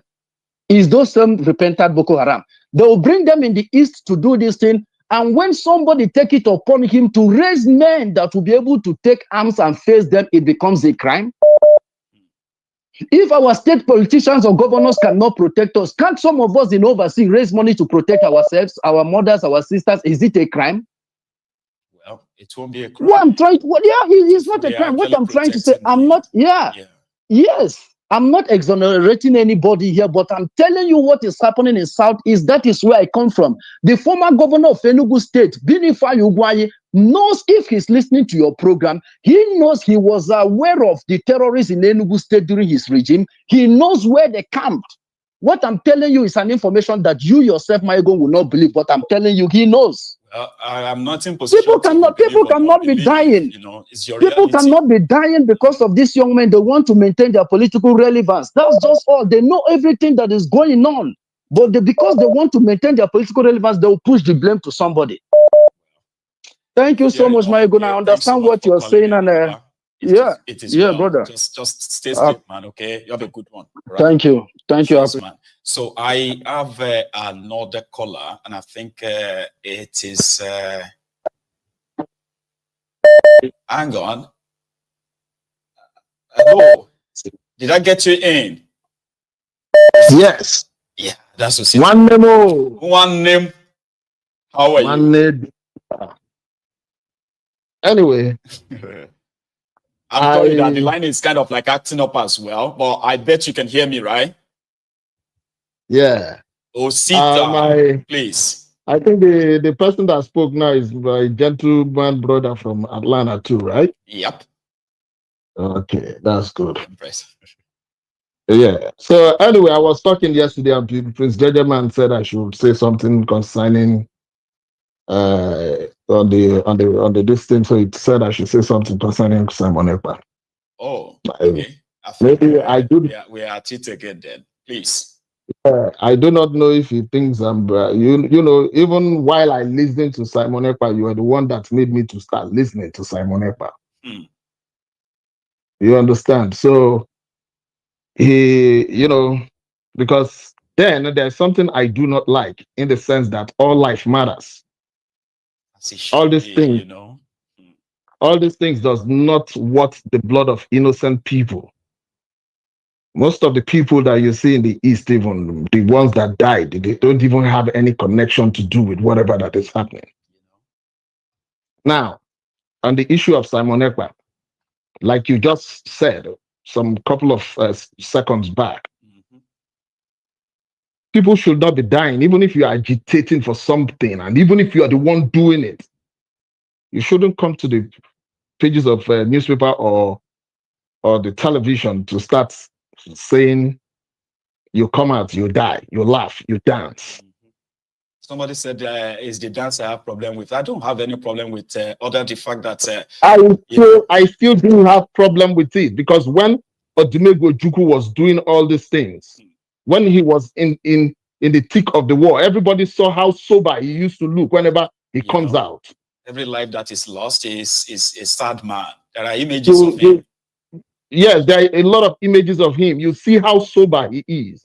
The same thing you see in Nnamdi Kanu, he does. Yes. But this one, you'll be making mockery, caricature of people who lost their life, and you tell them that. I don't have anything, because, I mean, I don't have anything personally against him. After all of us are in the same war with these people. We are not happy with what is happening in Nigeria. We are sad about it. You remember when I came onto your program newly, I used to say that I don't like it when somebody is analyzing the problems of Nigeria and that person is laughing. I don't like it, because it's not a laughing matter. It's not. If it is a laughing matter, we won't spend our time being on your program talking about it. You'll be watching other comedians and all that to go and laugh. Yeah, to go and laugh. So that aspect of his lifestyle doesn't help anybody. People will even curse him out and say that whatever they are experiencing, that they lost their child, they lost this, that is going to experience it. I've seen somebody who said so. I come from Olu Senatorial District, where the thick of the action of whatever that is happening. I know what they say within that community. So the problem that he is, even sometimes I will tell you, I can bet anything on it. He claims responsibility of things that he didn't even do. That's the issue. I want some of his supporters to see through all this. You know what I mean? You can't claim responsibility for some of these things, right? And then they turn around to say, no, they are done by other people. I was like, it's contradictory. No, they are done by other people. I was like, it's contradictory. You know, so I watched his interview on Dr. Damage's platform. There was something. You see, I don't. A caller said yesterday that from Ojukwu to what is the name of that Ragamuvian, the one in Onitsha, the one that Nnamdi Kanu came through him. Wazurike. But I told I grinned from my distance and I said, oh, that one is a sycophant. That one is Bele lecturer. You know, it is his pocket, his belly that is looking for. He is not Nnamdi Kanu. The problem that Nnamdi Kanu, Nnamdi Kanu is it's not like anyone else. He's Nnamdi Kanu. You can't compare him to anyone at all. A man who had the chance of being a millionaire, a multi-millionaire because of this struggle. But he kept his moderate and then, life here. People should actually read more about this guy before comparing him to anyone. This thing that, like what you are doing now, is not a competition. Everybody has a reason that God created that person. That's right. We can only be followers of such dreams, but we are not the originator of such dreams. We can only follow that dreams. So, Nnamdi Kanu was created for such a time as this. That's right. My brother, mark this thing. They asked Nnamdi Kanu, if eventually Biafra comes, are you going to participate in the government? He openly, no. He strongly, he said no. That's right. On Dr. Damage's show, they asked Simon Ekpa the same question. He said, of course, that he is not going to labor for all these things, and at the end of the day, he will allow somebody to come and take his place. So he said yes, that he was going to participate in the government. So you will understand that some people are doing some certain things because of what they will get. While there is other people who do it, they are doing it because of humanity, to save lives. So everything that has to do with Simon Ekpa is you can sum it up in one thing, which is power intoxication. It is somebody who never knew he was he was going to get to this particular point or stage in his life where he becomes somebody everyone is talking about. So you become power drunk. So he enjoys all the attention and all that. He enjoys all the attention. Because if you look at it, how can somebody later call himself prime minister of what? So that is, I am not against his ideology, but it is his reforms, the way he is going about it, it is something that is wrong. I myself, that I'm here, I am a freedom fighter too, in my own right. In your own right, that's right. In my own right, but I cannot do it to the detriment of some people. So this is the way this thing works. Even, do you know that some people in Igbo land used to think that, oh, this guy, he works for Tinubu? Because there is a... Yeah, there are people who believe that, and I don't see any correlation. It's just... No. I know I want to say about the coronation. Let me just tell you the truth. Right. He's an athlete. He went to the Olympics or Commonwealth Games. He's an athlete. He was being managed by late Deji. He was being managed by late Deji Tinubu. Right. So at the end of the day, people are saying that, oh, he has connection to Tinubu. It is what people feel. But for me, I know he's not working for Tinubu. No. So that is the place you have set yourself. When you look at it, like you said, and I found out later that was true because I stopped listening to him, even while he's doing everything. You will say Ashawo, you will say Akuna. Yeah, the moment you do agree with them, it's like he's setting his followers after anyone and all that. And it's unhealthy. He said it against the man that he said he's preaching his sermons. Yeah. The man's wife. That's the person he said it against. The mother of Nnamdi Kanu's children. Children. Conveniently calling him Ashewo. You're making up stories about her. You said you have the video. Like that was it for me. In all honesty, yeah, that was it for me. That was like, you have the videos. You said there you are have those the who still videos. believe that right now. You see their comments. Yeah. They'll tell you she And there sold her was no husband. video. And there was no video. You said you had the video. Even if the woman decides to sleep with another person, it's none of your detrimental because she owns her body. She does. Wetin concern you? So this is what he is. My own happiness, my own take. Let me tell you about all these things. Yep. He's probably going to come out, but they will curb him that he will become inconsequential as far as he wants to live in Finland. So the reason I am saying this, everybody should listen.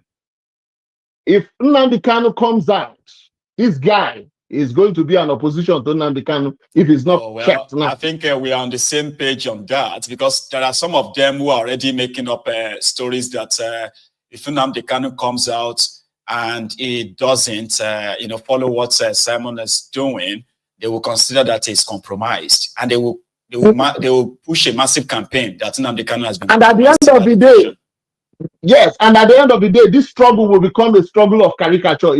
It will rub shit on the face of every Igbo man. So that is something I need people to understand. Thank you so much for calling in and sharing that, Osita. Thank you very much. You said a lot, and indeed, I am just going to take just one more.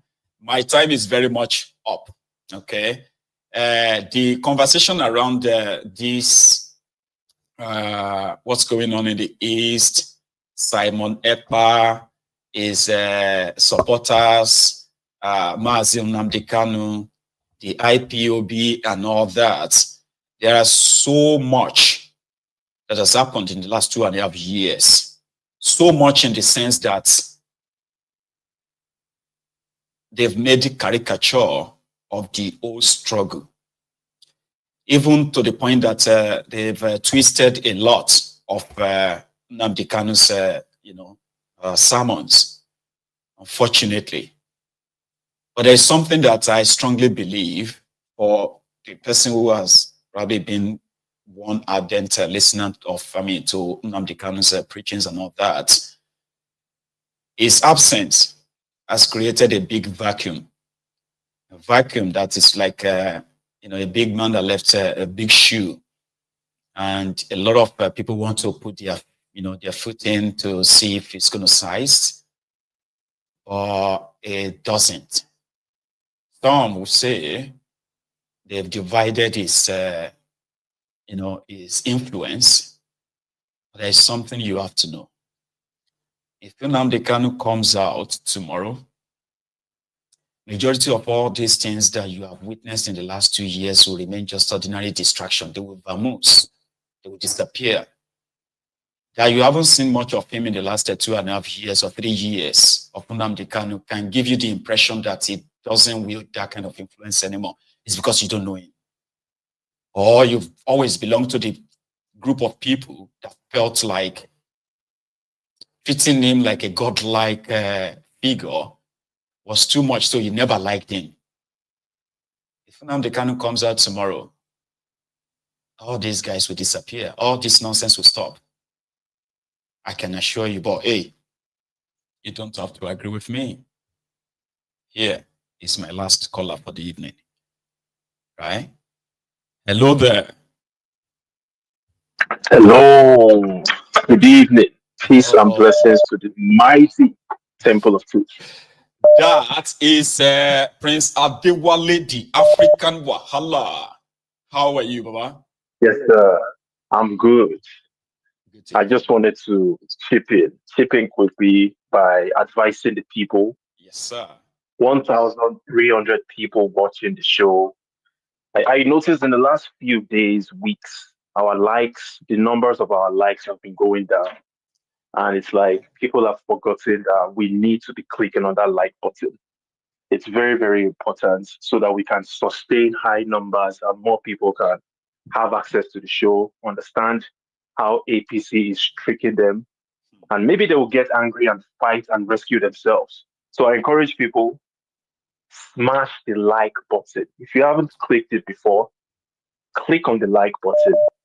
Just increase the number of the likes to at least 800 before we sign out from the show. That's all I want to say with my time. I have nothing else to say. Just to encourage people, click on the like button, share the content. Let's get this rolling. We know YouTube is slowly censoring us, making it impossible for more people to get this message, which means more people are going to be indoctrinated by ABC. Now they believe that they have a refinery. They are celebrating. So we need to click on that like button to stop their propaganda. I know. Thank you so much, brother. Yes, sir. Yes, sir. You have a very wonderful, midweek, because we're almost in the midweek. Thank you very much, the African Wahala. Enjoy the rest of the evening too. Cheers. And you too, General. Thank you. Yes, sir. So this is where we are going to draw the curtain this evening. And I want to say a big thank you to all of you. The commenters, the sharers, the likers, right? Including the callers as well. You know, Mayegun's Diary Political is a place where you can let everything out, let it out, all right? And you don't have to agree with everyone, and they don't have to agree with you as well, but we can hear ourselves, all right? So just don't be a nuisance. Your nuisance are the ones who would rather just abuse rather than engage and discuss. And that is what we are trying to, do here. And if you think there is something that you disagree with, or anyone at all, the best for you is, if you can, is to call in, say your mind. You are going to be mostly heard. But if you turn to a nuisance in the comments, abusing people and all of that stuff, right? Like I have seen some of you Simon Ekwa's supporters. You see, you have caused, say for some, because I've actually listened to a few who, despite their personal conviction, okay, they're still very much comfortable to express and engage, which is brilliant. But if you cause a nuisance in the comment section of Mayegun's Diary Political, rather than just leave us, we can get rid of you, all right? Just get rid of you from the platform. Well, yeah, we've had a wonderful evening. I am going to see you again tomorrow. Who is that, Amaka Mimi or something? Somebody should knock on spanner, if you can, quickly. Okay, so I will see you again. I no extend or overextend my time. Enjoy the rest of your evening, and good night from here.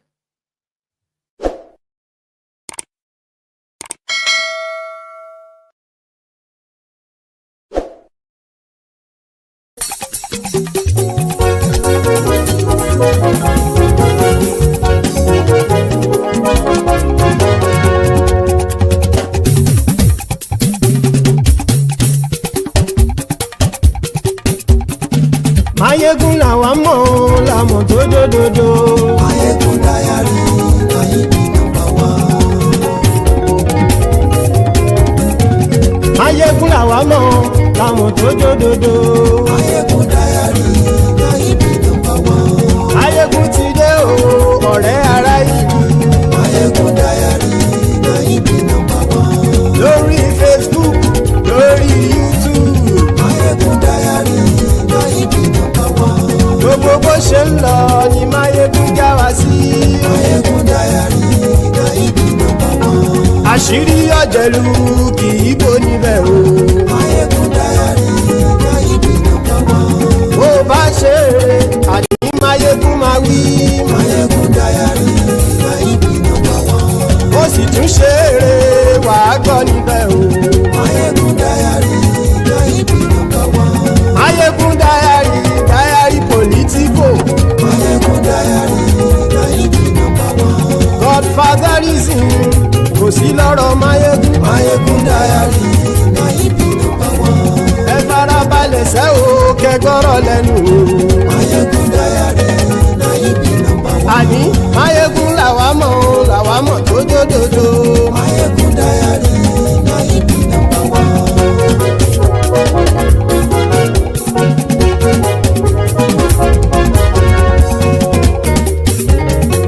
Àní ẹ̀sùn ràkì. Máyégún ti dé. Máyégún ti dé. Ọ̀jẹ̀lú ẹ̀sùn ràkì. Máyégún ti dé. Àní ẹ̀sùn ràkì. Máyégún ti dé.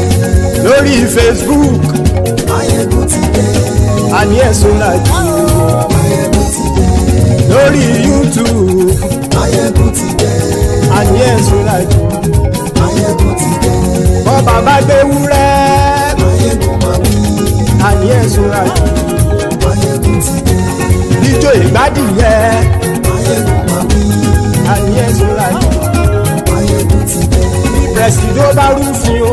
Máyégún máa wí. Àní ẹ̀sùn ràkì. Máyégún ti dé. Kíkó nìna kówó jẹ. Máyégún máa wí. Àní ẹ̀sùn ràkì. Máyégún ti dé. Ọlọ́pàá tí ń darí bá.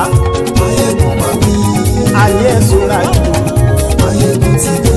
Aṣòfin tí ń rúfin o. Máyégún máa wí. Àní ẹ̀sùn ràkì. Máyégún ti dé. Òkúrọ̀ olóṣèlú. Máyégún máa wí. Àní ẹ̀sùn ràkì. Máyégún ti dé. Ọ̀jẹ̀lú ẹ̀sùn ràkì. Máyégún ti dé. Àní ẹ̀sùn ràkì. Máyégún ti dé.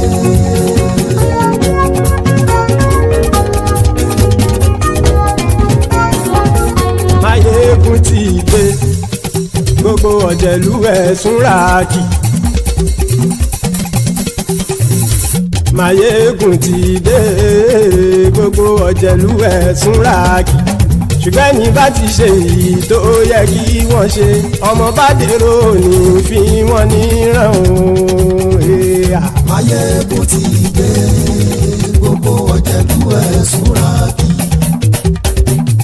Máyégún ti dé. Gbogbo ọ̀jẹ̀lú ẹ̀sùn ràkì. Ṣùgbọ́n ní bá ti ṣe èyí tó yẹ kí wọ́n ṣe, ọmọ bá dèrò ní fi wọ́n níran. Wọ́n fowó bẹ́ẹ̀ o. Máyégún ó sọ pé wọ́n ò bẹ́ẹ̀. Wọ́n fowó bẹ́ẹ̀. Máyégún ó sọ pé wọ́n ò bẹ́ẹ̀. Oníkanṣá ti ṣe èyí tó yẹ kí wọ́n ṣe fáwọn ará ìlú tó gbé wọn débẹ̀ o. Ayé. Máyégún ti dé. Gbogbo ọ̀jẹ̀lú ẹ̀sùn ràkì. Máyégún ti dé. Gbogbo ọ̀jẹ̀lú ẹ̀sùn ràkì. Ṣùgbọ́n ní bá ti ṣe yìí tó yẹ kí wọ́n ṣe, ọmọ bá dẹ́rọ̀ ò ní fi wọ́n níran. Kì máa yí ṣe eré, ọ̀rọ̀ yìí kì í ṣe ẹ̀fẹ̀. Kì máa yí ṣe eré, ọ̀rọ̀ yìí kì í ṣe ẹ̀fẹ̀. Ẹni bá ti lè lẹ́bọ̀ lẹ́rù o, ọmọ bá dèrò kàṣàyè tú wọn síta. Máyégún ti dé. Gbogbo ọ̀jẹ̀lú ẹ̀sùn ràkì. Máyégún ti dé. Gbogbo ọ̀jẹ̀lú ẹ̀sùn ràkì. Ṣùgbọ́n ní bá ti ṣe yìí tó yẹ kí wọ́n ṣe, ọmọ bá dẹ́rọ̀ ò ní fi wọ́n níran. Tẹnitẹni ọmọ Máyégún ọ̀rẹ́ ara ìlú mọ̀mọ́ ni mo fọlọ́run ṣọ́ ẹ̀ bá kìlẹ́bù. Lóòótọ́ olódodo ìlú ọ̀tá ìlú mọ̀mọ́ ni ìwọ ṣá máa ń ṣọ́ra kò sì mọ́ bẹ̀rù. Bọ́tà ń lè rí bóníṣègùn lé káwọn mọ̀mọ́ fi ṣera wọn ni ó ti dẹrùn tí wọn ò gbọ́dọ̀ sè mọ́bẹ̀. Èèpo ọ̀bọ̀ lọmọ bá dérò tàjẹ́ ò gbọ́dọ̀ jẹ́, ó ti jọba lórí àbínú ẹni kò sì mọ́ bùyà. Àìsíwọ́lu ní ẹnìkẹ́ ìgbódì ẹyin lábàrá o, ó kó ẹni tó bá dán wò á kàmù. Máyégún ti dé. Gbogbo ọ̀jẹ̀lú ẹ̀sùn ràkì. Máyégún ti dé. Gbogbo ọ̀jẹ̀lú ẹ̀sùn ràkì o. Ẹni bá ti ṣe yìí tó yẹ kí wọ́n ṣe, ọmọ bá dèrò òní fi wọ́n níran o. Máyégún ti dé. Gbogbo ọ̀jẹ̀lú ẹ̀sùn ràkì. Máyégún ti dé. Gbogbo ọ̀jẹ̀lú ẹ̀sùn ràkì. Ṣùgbọ́n ní bá ti ṣe yìí tó yẹ kí wọ́n ṣe ọmọ bá dẹ́rọ̀ ò ní fi wọ́n níran.